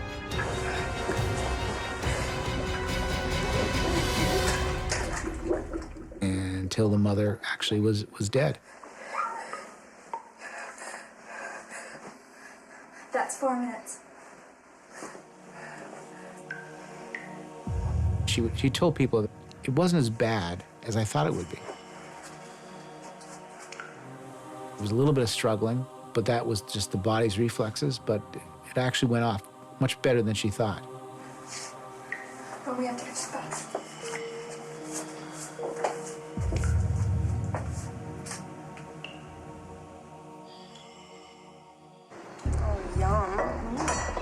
The sisters then join their friends to establish an alibi Now this is all over. You guys can move in with us. and share the good news. The girls have pulled off the perfect murder. Who thinks that 2 15 and 16-year-old girls would have the gumption to kill their mother, and especially in the planning they did? I can't do it. You have to do it. I'll screw it up. You have to do it. No, we rehearsed this. You can do it. I can't pull it off. Please, please, you have to do this. Later that night, the sisters report a family tragedy. With their mother's history of alcohol abuse, authorities buy it. They're very good actors. They were giving out the emotions, oh, we're sad, let's put some tears on here, let's look upset. But she's not moving at all. Okay, calm down. I'm on the way. The sisters receive sympathy from family and kudos from their friends. The secrecy pact with their social network holds strong. Until 1 year later, alcohol and hubris start loosening Sandra's lips. She just kept telling everybody when she got drunk. Well, she was on her way out. I mean, we're just speeding up the process. I think she wanted people to know that she had outsmarted not only the adults, but she had outsmarted the police. She had outsmarted a coroner. But she was really unhealthy. She was crying about her heart attack. The older sister is the kind of person who needs to connect with people and needs to share information, needs to share every aspect of her life.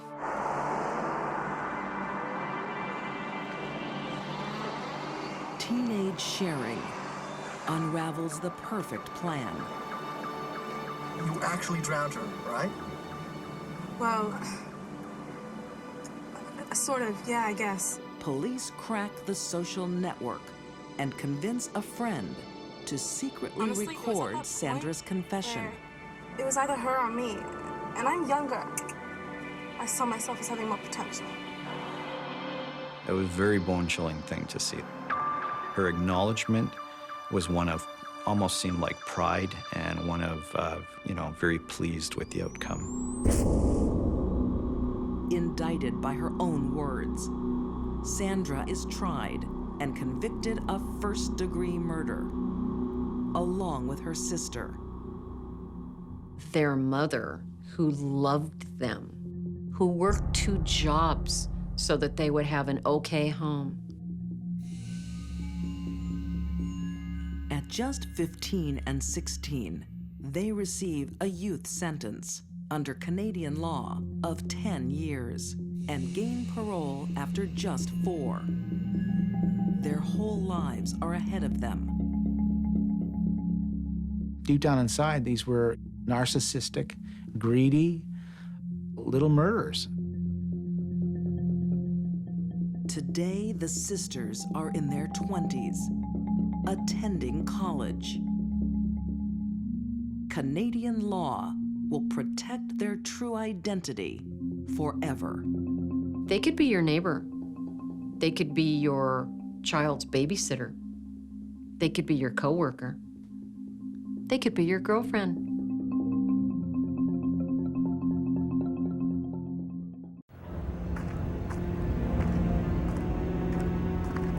Most actions have a motive. Hey there! This hill's a little steep to be walking up. Right or wrong, Come on, jump in! they can usually be explained. Come on. For Penny, this was just a fluke, just something that she always wanted to do. But sometimes, they cannot. From the moment she got in his car, he was a dead man.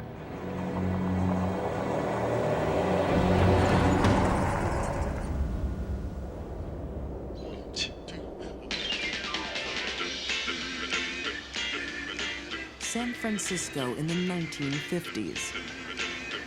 It's a time of hope, of excitement, a time to rock and roll. So has Chuck asked you to the prom yet? Not yet. I don't know if he's going to. He's taking so long. Oh, don't worry. He's just nervous. But for Penny Bjorklund, it's a time of dark fantasy. Oh, hi, Penny. We were sitting there and she came and sat. You know what I have in this shoebox? No. She says, "You don't know what's in my shoebox." I don't know. I don't know what's in your shoebox. What is that for? I just remember her as being crazy. Darlene Norrie Ferguson knew Penny at school. She was just strange. How many girls take a shoebox with a knife in it to school on a regular basis? Penny isn't aggressive. Why are you carrying that around? She doesn't threaten her classmates. She's just playing with curiosity. For Penny, it was a game. That girl's got problems. She just wanted to see how the whole thing played out, because this thing was just a flight of fancy for her. Author David Kolchak says young Penny's fantasies would come to rule her life. Penny was a loner. She was in her own world that was pretty deep, and she had a hard time telling the difference between reality and what isn't reality. I think she was a very confused teenager. Penny's strangeness just isolates her more. She was very a strange person, and we really stayed away from her. Darlene thinks after graduation, she'll never see Penny again. But she's wrong. Fate will ensure they have a deadly connection. Here we go, honey.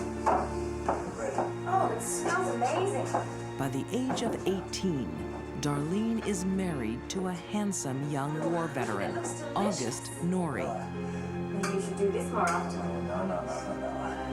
Augie was a very, very happy, jovial, friendly man. very good-natured, patient, just really a wonderful man. This just looks perfect. Darlene is making plans for the future with her new husband.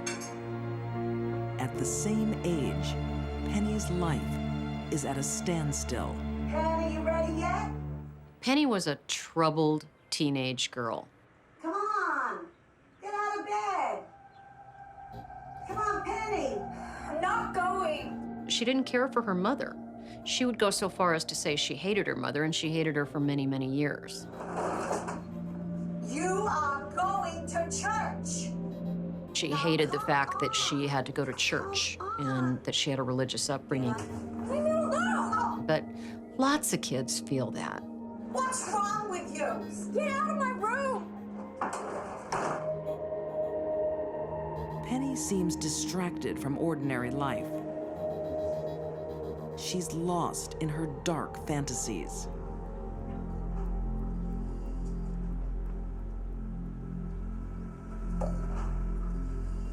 She started fantasizing about what it would be like to shoot someone, and it became an obsession. She thought about it all the time, how she would do it, who she would do it to. Former FBI profiler Candice DeLong says fantasies often form to escape a bad experience, but not in Penny's case. Penny's motivation is unlike any that I've ever seen. Penny was never able to articulate where that thought came from. There did not appear to be any reason for it. No psychological problems, no history of abuse, nothing. Penny is turning her fantasy into reality. She starts with targets. She wanted to know what it was like to kill somebody. She wanted to know if she would feel any guilt or shame about it. Who it was just a random thing. Soon, targets will not be enough.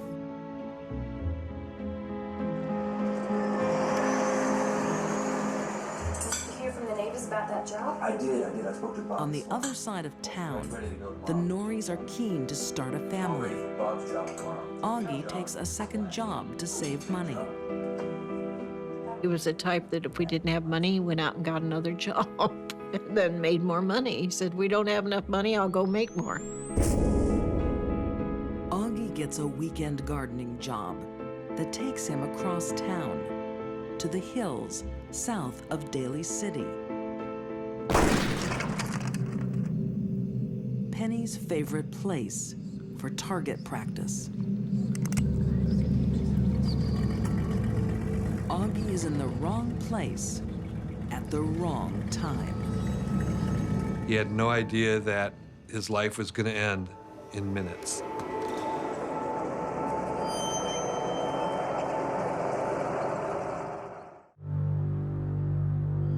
Like most teenagers, Penny Bjorklund is a dreamer. But her fantasies are dark. She has an overwhelming desire to shoot someone. She wanted to know what it was like to kill somebody. She wanted to know if she would feel any guilt or shame about it. It was just something that was always in her mind, if she could kill someone and not feel anything. Penny has a gun, but she needs a target. She had decided that that day was going to be the day she shot and killed someone. And that is what was on her agenda for the day when August Norrie came by and offered her a ride. Hey there.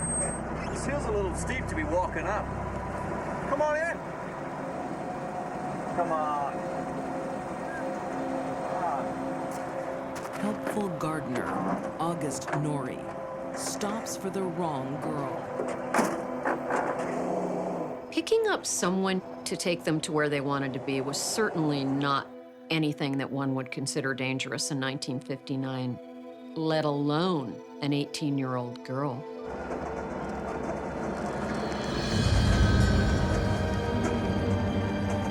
Hey, what are you doing?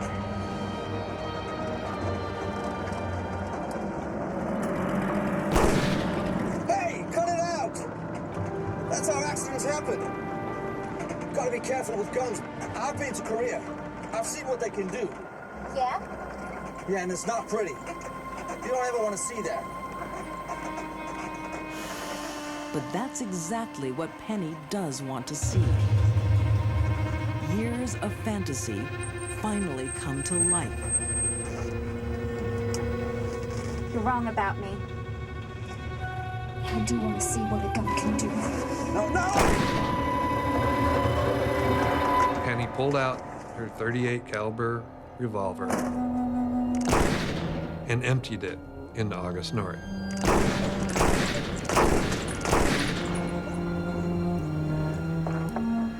She walked around the car, opened the door, and fired 6 more times into him. She shot him in every part of his body. Then she reloaded again and shot him 6 more times.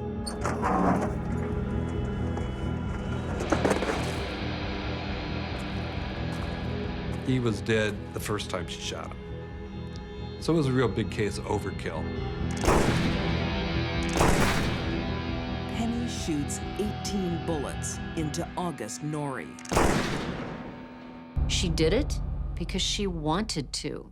She wanted to know what it felt like to pull the trigger, and she did it over and over and over. When she ran out of bullets, she was done. The next day, a passerby finds Augie's body, riddled with holes. They all thought it was a crime of passion. They all thought this guy had to have a girlfriend. Who else would shoot somebody 18 times?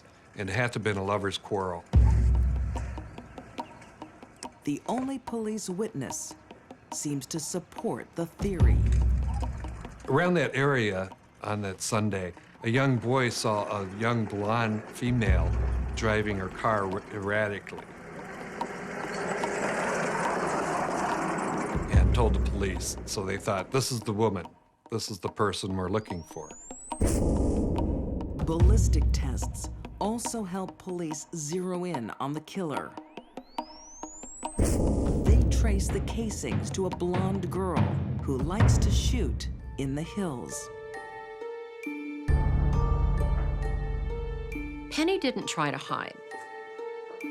In fact, when she was arrested by the police and they searched her room, they found headlines. Penny is dying to tell her story. I shot him in the chest. And then I went outside and I shot him 4 times. Bang, bang, bang. She really didn't have a grip about how serious a thing that she had done. She had taken someone's life, but it didn't mean anything to her. Why'd you shoot him so many times, Penny? Well, for 1.5 years now, I've been dreaming about what it would be like to shoot someone. Penny claims after the murder, she felt a strong sense of relief. She said she felt like a burden had been relieved from her, that the weight of the world had been lifted from her shoulders by pulling that trigger and killing someone. Okay, I think that should just wrap it up. The senseless killing shocks San Francisco. We're done. Thank you, Penny. A loving husband brutally murdered to satisfy a teenage curiosity. She wanted to immediately plead guilty. She did not even want a trial. She said, I did it. That's all there's to it. I wanted to know how it felt.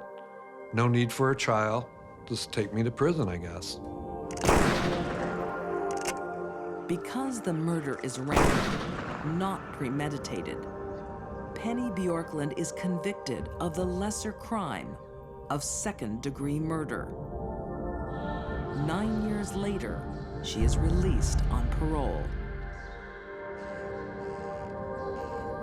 For widow Darlene Norrie, fate has been especially cruel. The strange schoolgirl claimed one more victim. I probably found out a month after he was murdered that I was pregnant. Her daughter Cindy never meets her father. I remember when I had Cindy, and I was in the hospital, and this woman was in there with me, and she was all upset because her husband wasn't there right at that moment. And I kept thinking, but at least he's gonna come, you know. So that was probably the hardest thing for me, is when I had the baby.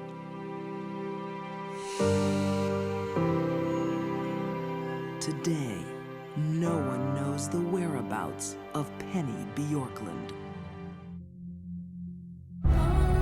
These deadly women left lives and families devastated.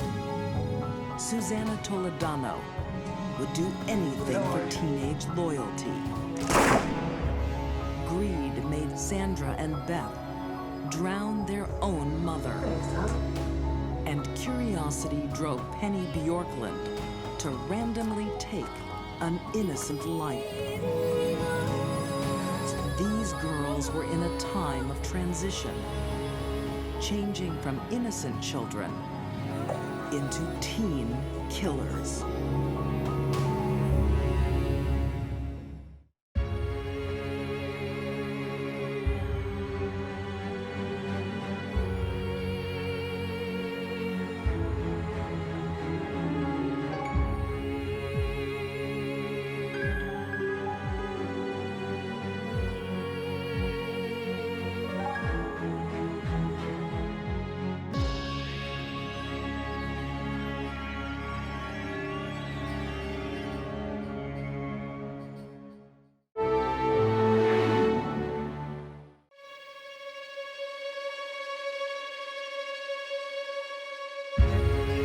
Most mothers would lay down their lives to protect their children.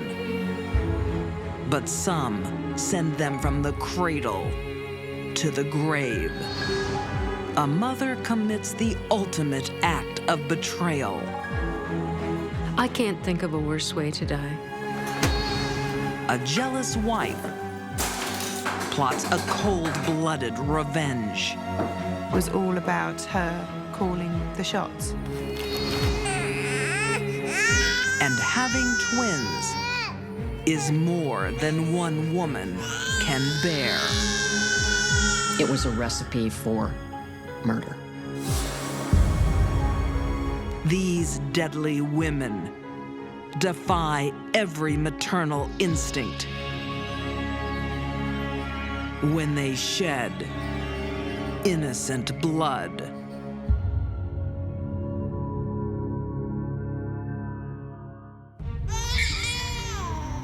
Being a mother doesn't come naturally to everyone. I was happy to show her the ropes.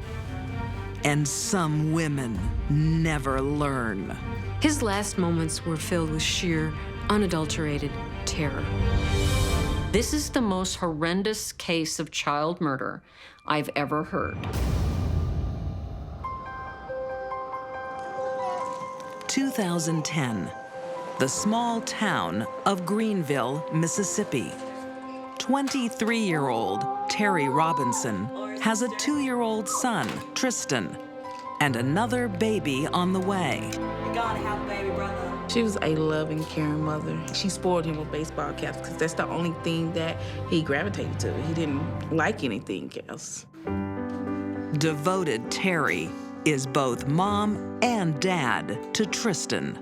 The men she chose were highly inappropriate, and the relationships didn't last. Nonetheless, she did her best to care for her little son, Tristan.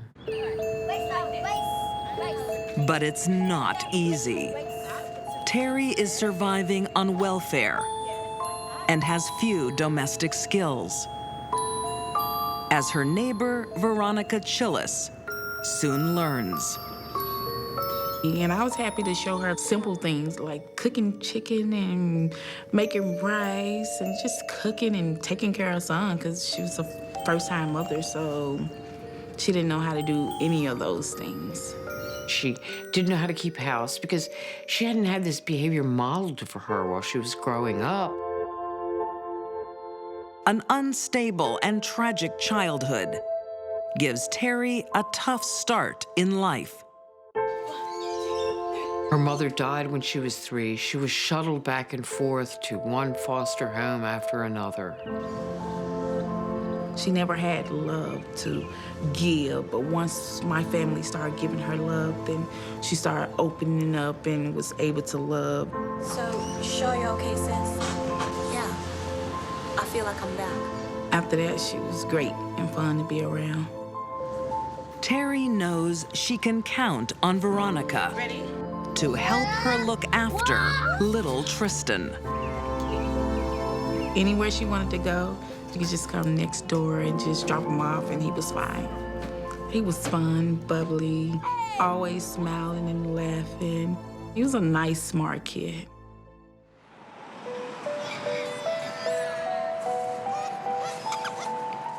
But just as Terry is finding her feet, she's dealt a double blow. Her friend Veronica moves away, and Terry is shattered by the results of a paternity test. She found out that the man she believed was the father of her youngest child was actually not the father. This contributed to the stress she was already under. And she was ashamed and embarrassed. It was humiliating. She just kept saying, shame on me, I need to be punished. Terry no longer thinks she is worthy of being a mom. She told me that she wanted to give them up, and I talked her out of it. I'm like, you were brought up in the system. Why would you want your kids to be raised in the system? To the outside world, Terry seems to be coping. When people looked at what was going on, they saw well-dressed children. They saw that she bought books for them and kept their clothes clean, and they looked cared for. The wicked bring upon themselves the suffering that they try to cause good people. The children look fine, but at church, Terry doesn't. Don't think that y'all can hide from the sight of God. The concerned preacher gives her special attention. Tear out. Come on, kid child. We is all gonna pray for you. She often went around in a daze, and she really did need help. The Lord God, He will bring you through. Terry is more unstable than anyone realizes. Thank you, Lord Jesus. Amen. Despite the fact that she'd been a good mother up to that point, now she didn't even want to look at her new child. Thank you, Lord Jesus. Amen. Terry told people she needed help. She couldn't cope with her life, raising the 2 children. But she didn't get help. Instead, she was told to pray more. Get right with God. Delivering her version of God's word is now Terry's mission. She was clearly disturbed. She was screaming about the devil, The devil's speaking through me. exhorting people to get right with God. Get right with God. Basically, Terry was a mess. Get right with God. Terry had friends and family, but they didn't live with her. They didn't notice anything was seriously wrong until it was too late. I'm possessed. The devil's speaking through me. It was a disaster waiting to happen, but no one envisioned the disaster of this magnitude. Get right with God. In 2011, in the Deep South, Greenville, Mississippi. The Lord God, He will bring you through. Single mother, 24-year-old Terry Robinson thinks she's a sinner. Thank you, Lord Jesus. The devil's speaking through me. To appease her sins, Terry takes to the street Get right with God. with distorted messages from the Bible. I'm possessed. The devil's speaking through me. Neighbors had said from time to time that they have heard her talking about the demons and saying how she was possessed. The devil's speaking through me. She was saying that all the firstborns in Greenville would have to die. Get right with God. Get right. When a woman who has children is acting very bizarrely and says she's hearing voices, she can't be left with those children. She has to see a doctor. I'm possessed. The devil's speaking through me.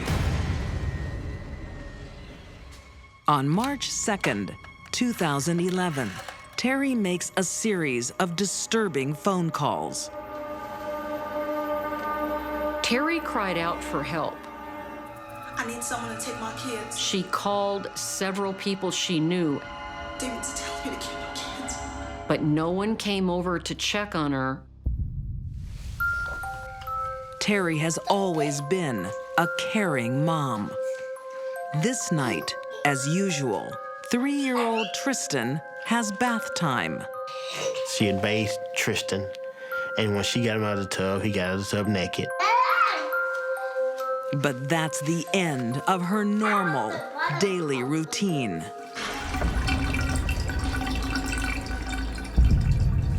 Terry is still being controlled by voices in her head. She said she just kept hearing it repeatedly in her head. Put him in the oven, put him in the oven.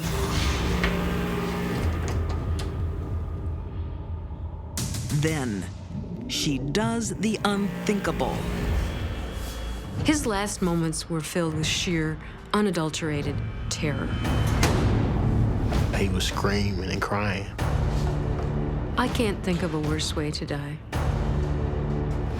There was no way he could get out. What kind of a mother does that? What kind of a human being does that? Terry leaves her son to die and goes to her baby daughter. Trinity had a white floury substance or white substance on her head. Terry was getting ready to fry her daughter Trinity. But for whatever reason, she doesn't commit a second murder. In fact, her mind switches back to a more sane state when she realizes what she's done.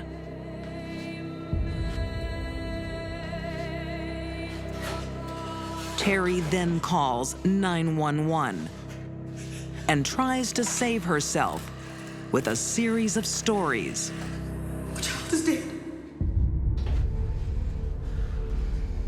All the lies, I think those were her ways to try to get out of this, to try to avoid the police actually arresting her and holding her responsible.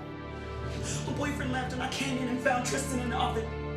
The fact that Terry lied to police about what had really happened does not mean she wasn't crazy when she did it.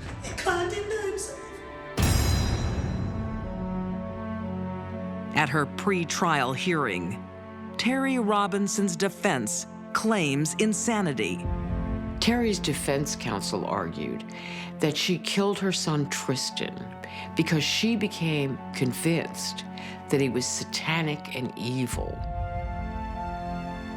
But Terry's found to be mentally competent to stand trial. Whether she was overwhelmed with having a 3-year-old and a 1-year-old, or whether it was something demonic as she proclaimed at various points. Why she did it, I don't know. But I know she did it, and she had to be held responsible. In May 2012, to avoid the death penalty, Terry Robinson pleads guilty to murder and is sentenced to life in prison. leaving her friends and family, forever wondering why. I just cried. I cried for 3 days. My face was swollen. I couldn't get out of the bed because I just couldn't understand how it happened. The saddest part is the life that Tristan could have lived. He was only 3 years old. Hadn't even grown to know friends. Hadn't even been able to imagine what or who he wanted to be. And to have that life taken from him by his mother. The one person that was supposed to be there. People afflicted with a severe thought disorder, their brain may give them the most horrible idea imaginable that they would never have thought of if they weren't psychotic. Wonderful, I say. When a woman, obsessed with power, she could not tolerate anything that wasn't exactly the way she wanted it, loses control. She felt complete rejection. She felt she'd lost face. The innocent become pawns in her deadly game. It's going to be bad.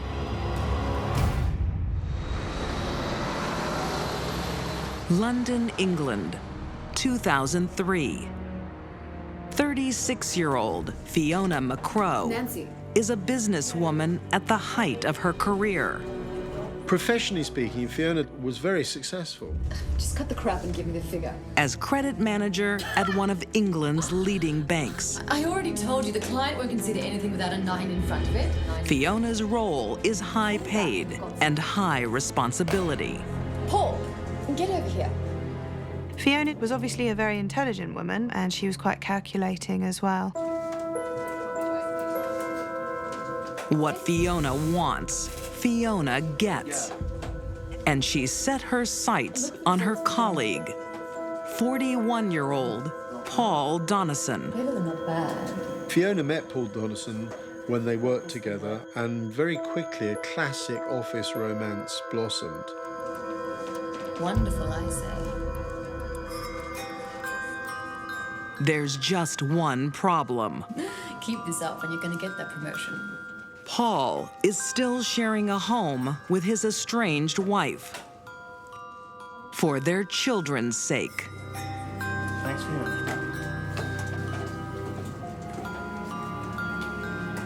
Fiona could not tolerate Paul's estranged wife being in his life at all. Just months into the affair, Fiona drops a bombshell. Why are you so chuffed? I think Paul was surprised. I'm pregnant. That she'd fallen pregnant. What? I'm still living with my wife and kids. It's a little complicated. Well, hurry up and move out. Man up and do what needs to be done.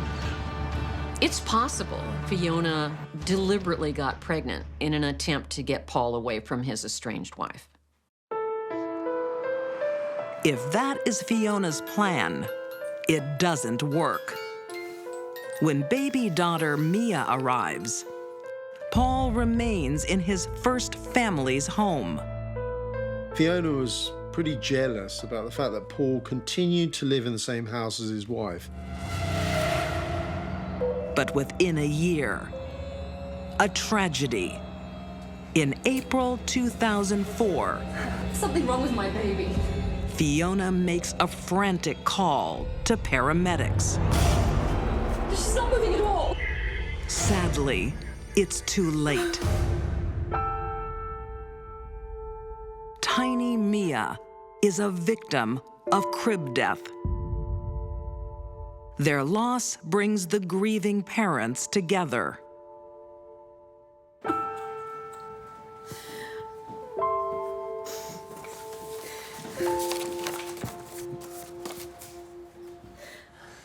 You will get through this.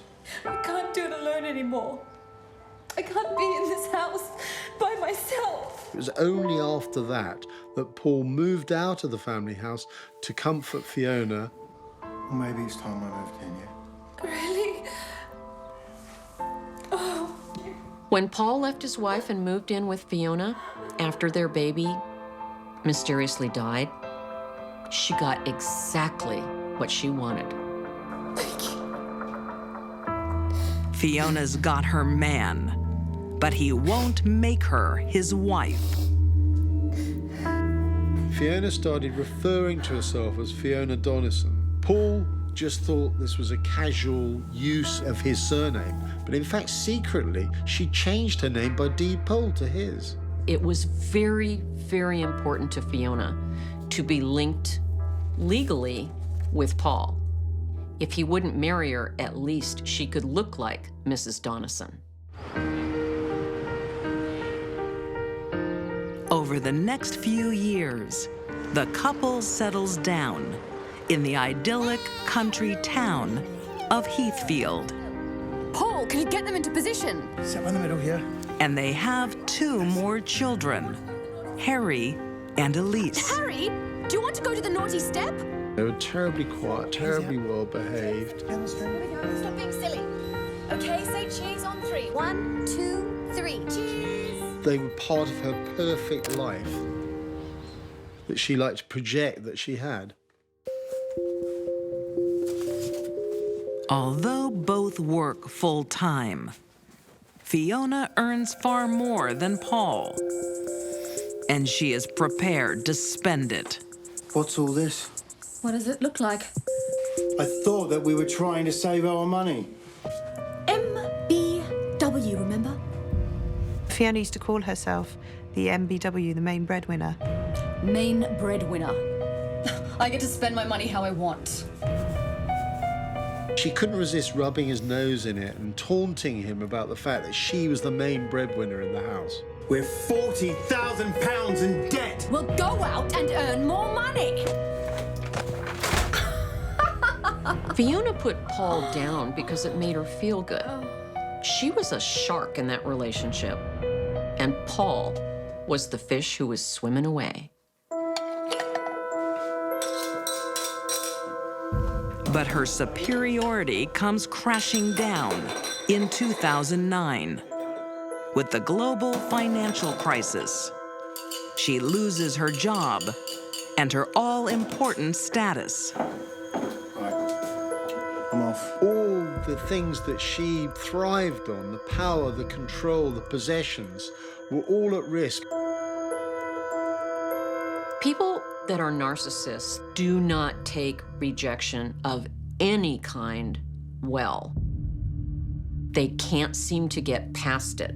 It cuts them to their core, and they will lash out. Fiona Donison's world is sent spiraling out of control. And the result was explosive.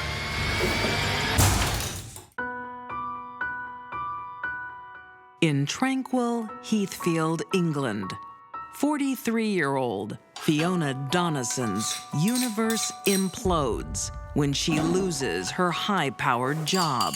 She felt complete rejection. She felt she'd lost face. What are you so dressed up for? I'm meeting some clients. You're meeting Alison. Fiona becomes possessive and suspicious. You're a liar. Now she has no one to control but Paul. Fiona convinced herself that Paul was having an affair with an old school friend called Alison, but in fact, that was a purely platonic relationship. You really need to get a job. Despite Paul's assurances, Fiona is insanely jealous. She was jealous of someone else who she believed had stolen that man from her. Fiona decides to teach Paul a lesson. Without warning, she leaves him and takes their toddlers, Harry and Elise, with her. There's no stopping a narcissist when they're on a mission to hurt someone. Fiona doesn't want to be with Paul, but she does want to destroy his reputation. She cries wolf to the police. My husband is abusive. She claimed he had assaulted her. I don't want him near the children. I want him arrested. And the police became involved and he was arrested and bailed. Fiona was trash-talking Paul to anyone that would listen. But the problem was, no one listened to her. When the police dismiss Fiona's allegations, her threats become more personal. It made her furious. She even rings up Alison on at least 2 occasions to say, If you're sleeping with Paul, I will never let him see those children again. No one knew how dark that statement was. For weeks, Fiona won't let Paul see his children. Finally, she begrudgingly agrees. Paul went in to see Elise, who was sleeping. Fiona was being quite cold towards him and staring at him, giving him evil looks. Harry was in his pajamas and he gave him a toy that he'd brought back from America for him and gave him a cuddle. Go to your room. Paul doesn't realize it will be his last visit.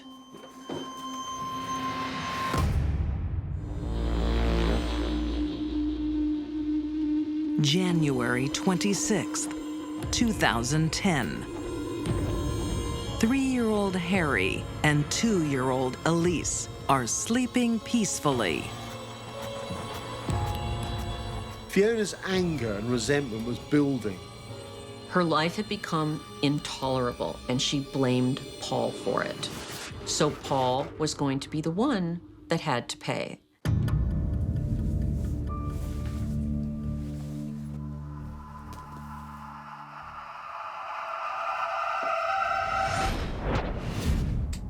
Fiona picked up one pillow and suffocated one child, then did exactly the same to another. The greatest blow she could have dealt him was to kill his children. And that's exactly what she did. But Fiona's revenge isn't complete. She puts her children's tiny bodies in bags and drives them 90 miles away to where Paul lives. Armed with 2 large kitchen knives, Fiona then breaks into that family home in Heathfield. She'd thrown a brick through the window and waits in the darkness for Paul to return. Killing Paul's children isn't enough. She wants the ultimate revenge. Her plan is that when he does return, she will kill him and he will be blamed for the death of their 2 children. Fiona put a lot of planning into murdering her children and probably was going to murder Paul after she told him she had killed his children. But Paul doesn't come home that night, leaving Fiona with the bodies of her 2 children in the trunk of her car. She then decides to kill herself.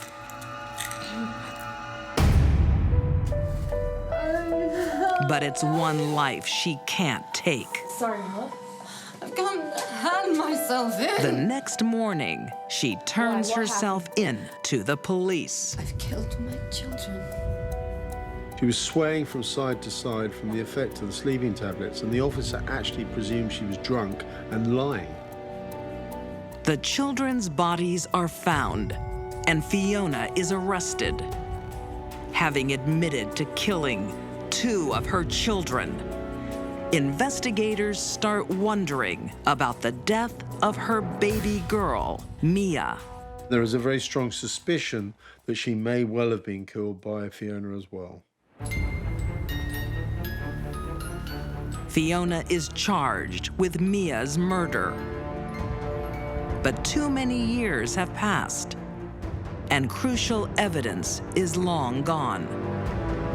It's entirely possible Fiona caused the death of her baby daughter, probably to get Paul's attention and to get him to leave his wife.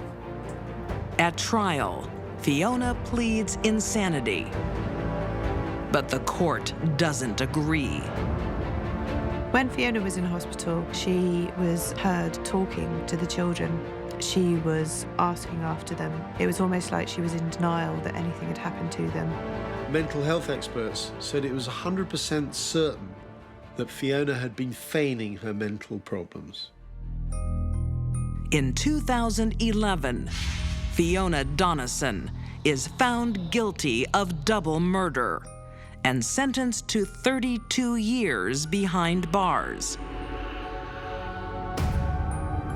Most people will be appalled by what Fiona Donison did. She cold-bloodedly murdered her 2 young infant children. Fiona Donison's maternal instincts only serve herself. Most of us love our children beyond description and would never hurt them, not the narcissist. For the narcissist, it's all about them. Her need for revenge outweighs everything, including her children's lives. Revenge is the poison you swallow hoping the other person will die. And that describes the crimes of Fiona Donison.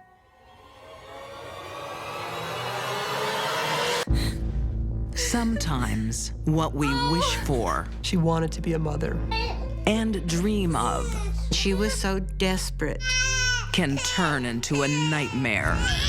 It was a recipe for murder.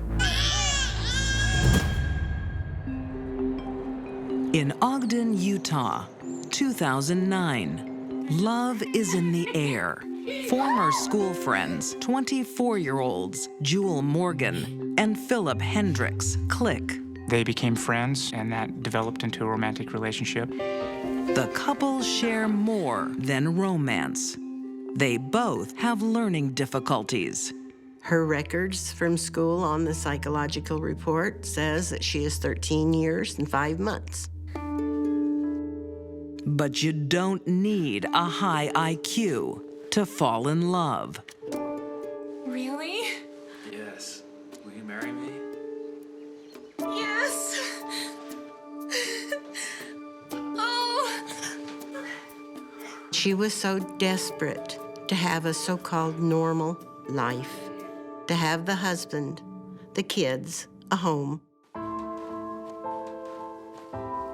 Her grandmother, June Morgan, wants the best for her special girl. Oh, that's wonderful. We're gonna have beautiful babies just like their mama. But she fears Jewel is too childlike to take on the responsibilities that can come with marriage. We're gonna be a normal family. I didn't want her to have children. She has emotional problems. She is not really capable of real love. Jewel's start in life is tragic. And this is where you'll sleep, Jewel. At the age of 12, her mother dies from chronic diabetes. Her mother was sick all of her life, and she never knew if she was going to have a mother when she came home from school or not. Yes, darling, that's for you. Her father isn't around. And that. June takes her granddaughter in. But her mother's death isn't Jewel's only scar. She has been physically abused. She has been sexually abused by my daughter's boyfriends. And she had a whole lot to get over.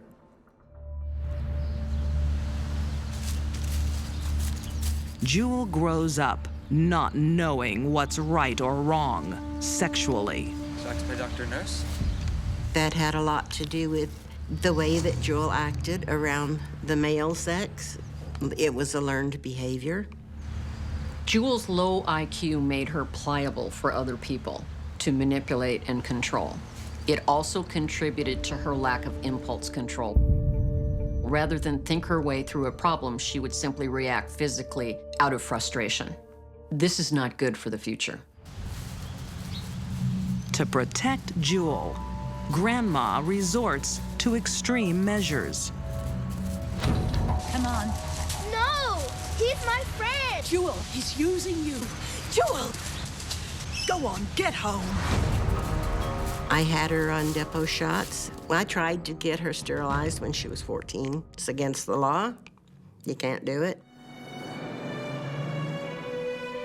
Throughout her teen years, Jewel is sexually active, but protected by contraception.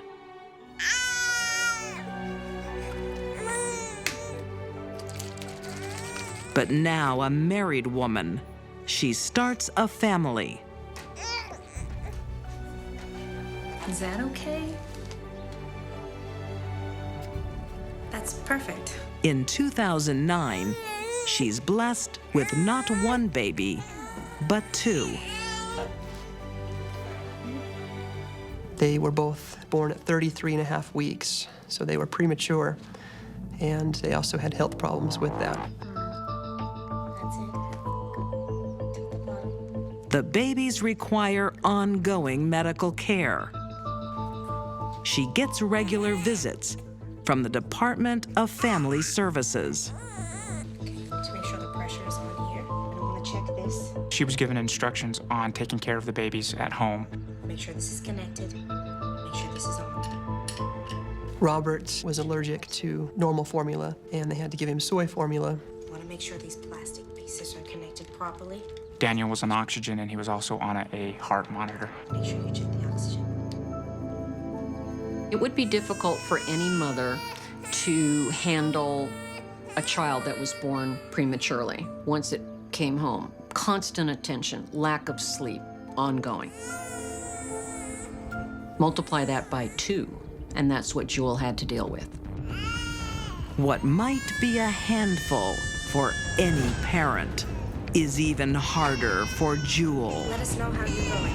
Her IQ is 57. Now, that's not a normal person. It was a recipe for murder.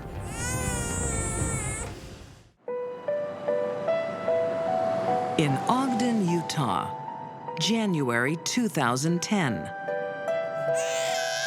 25-year-old Jewel Hendricks is struggling with motherhood.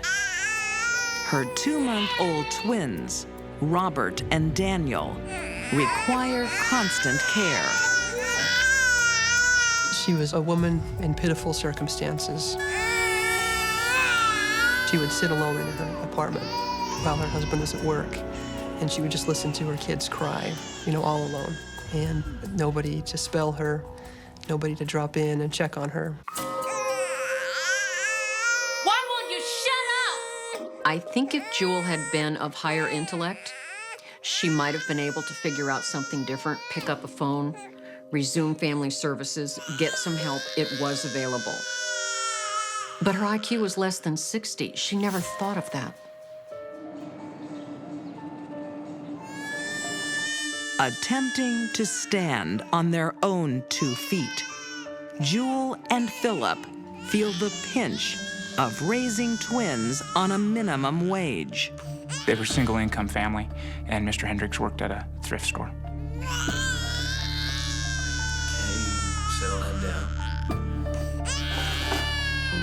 We need his soy milk. They didn't have enough money to get the formula that Robert needed, so they had gone back to giving him normal formula, which caused him to throw up constantly, added to his crying, his fussiness. They had received notice they were about to be evicted for non-payment of rent. I did not know about the evictions. You have 3 days to move out. I knew she was stressed, but she just did not want to tell me. Jewel was under enormous strain.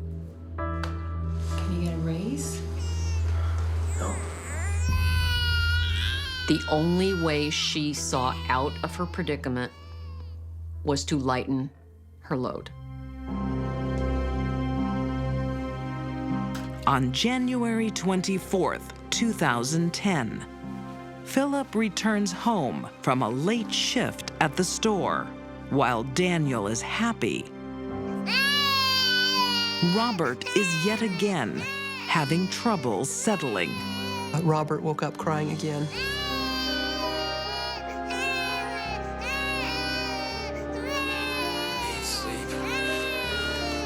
All she wanted him to do was be quiet. She had the idea that with one baby, she could handle it.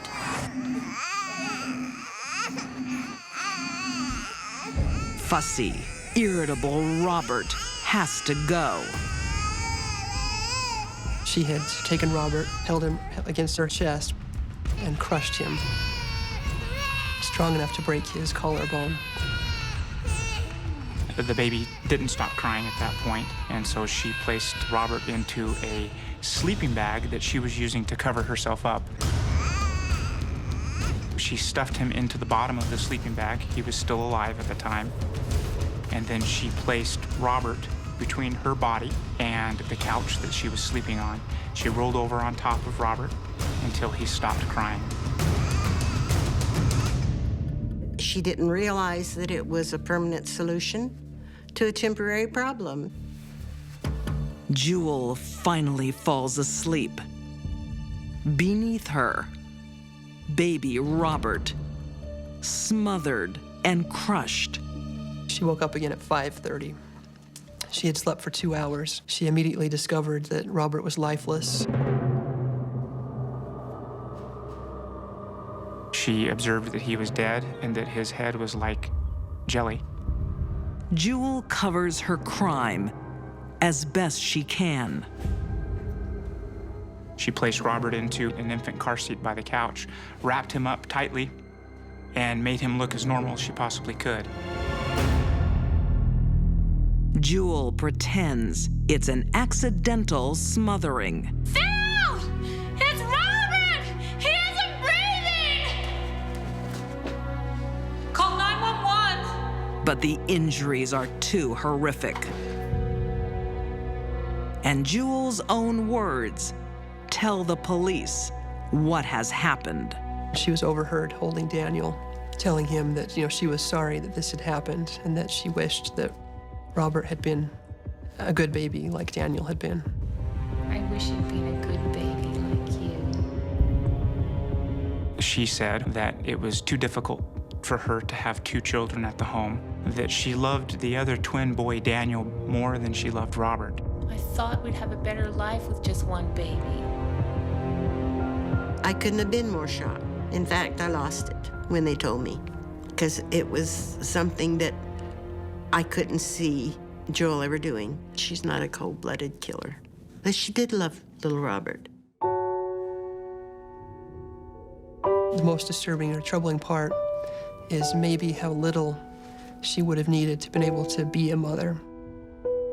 The story of Jewel Hendricks is a story of a major system failure, but moreover, it's a story of a major human failure. And a little boy is dead. In September 2011, Jewel Hendricks pleads guilty to first-degree murder. Her low IQ doesn't reduce her sentence. She gets 15 years to life in prison.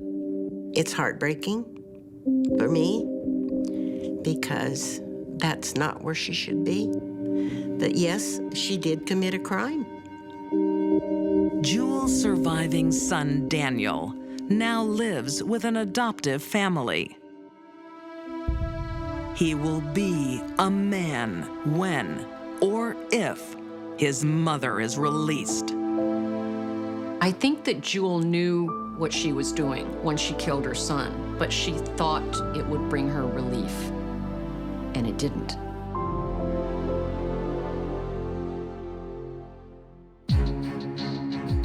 These deadly women severed the most sacred bond. Terry Robinson did the unthinkable. Fiona Donison robbed a loving father.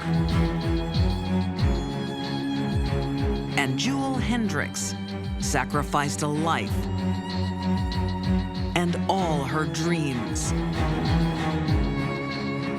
These deadly women gave life and took it away when they spilled innocent blood.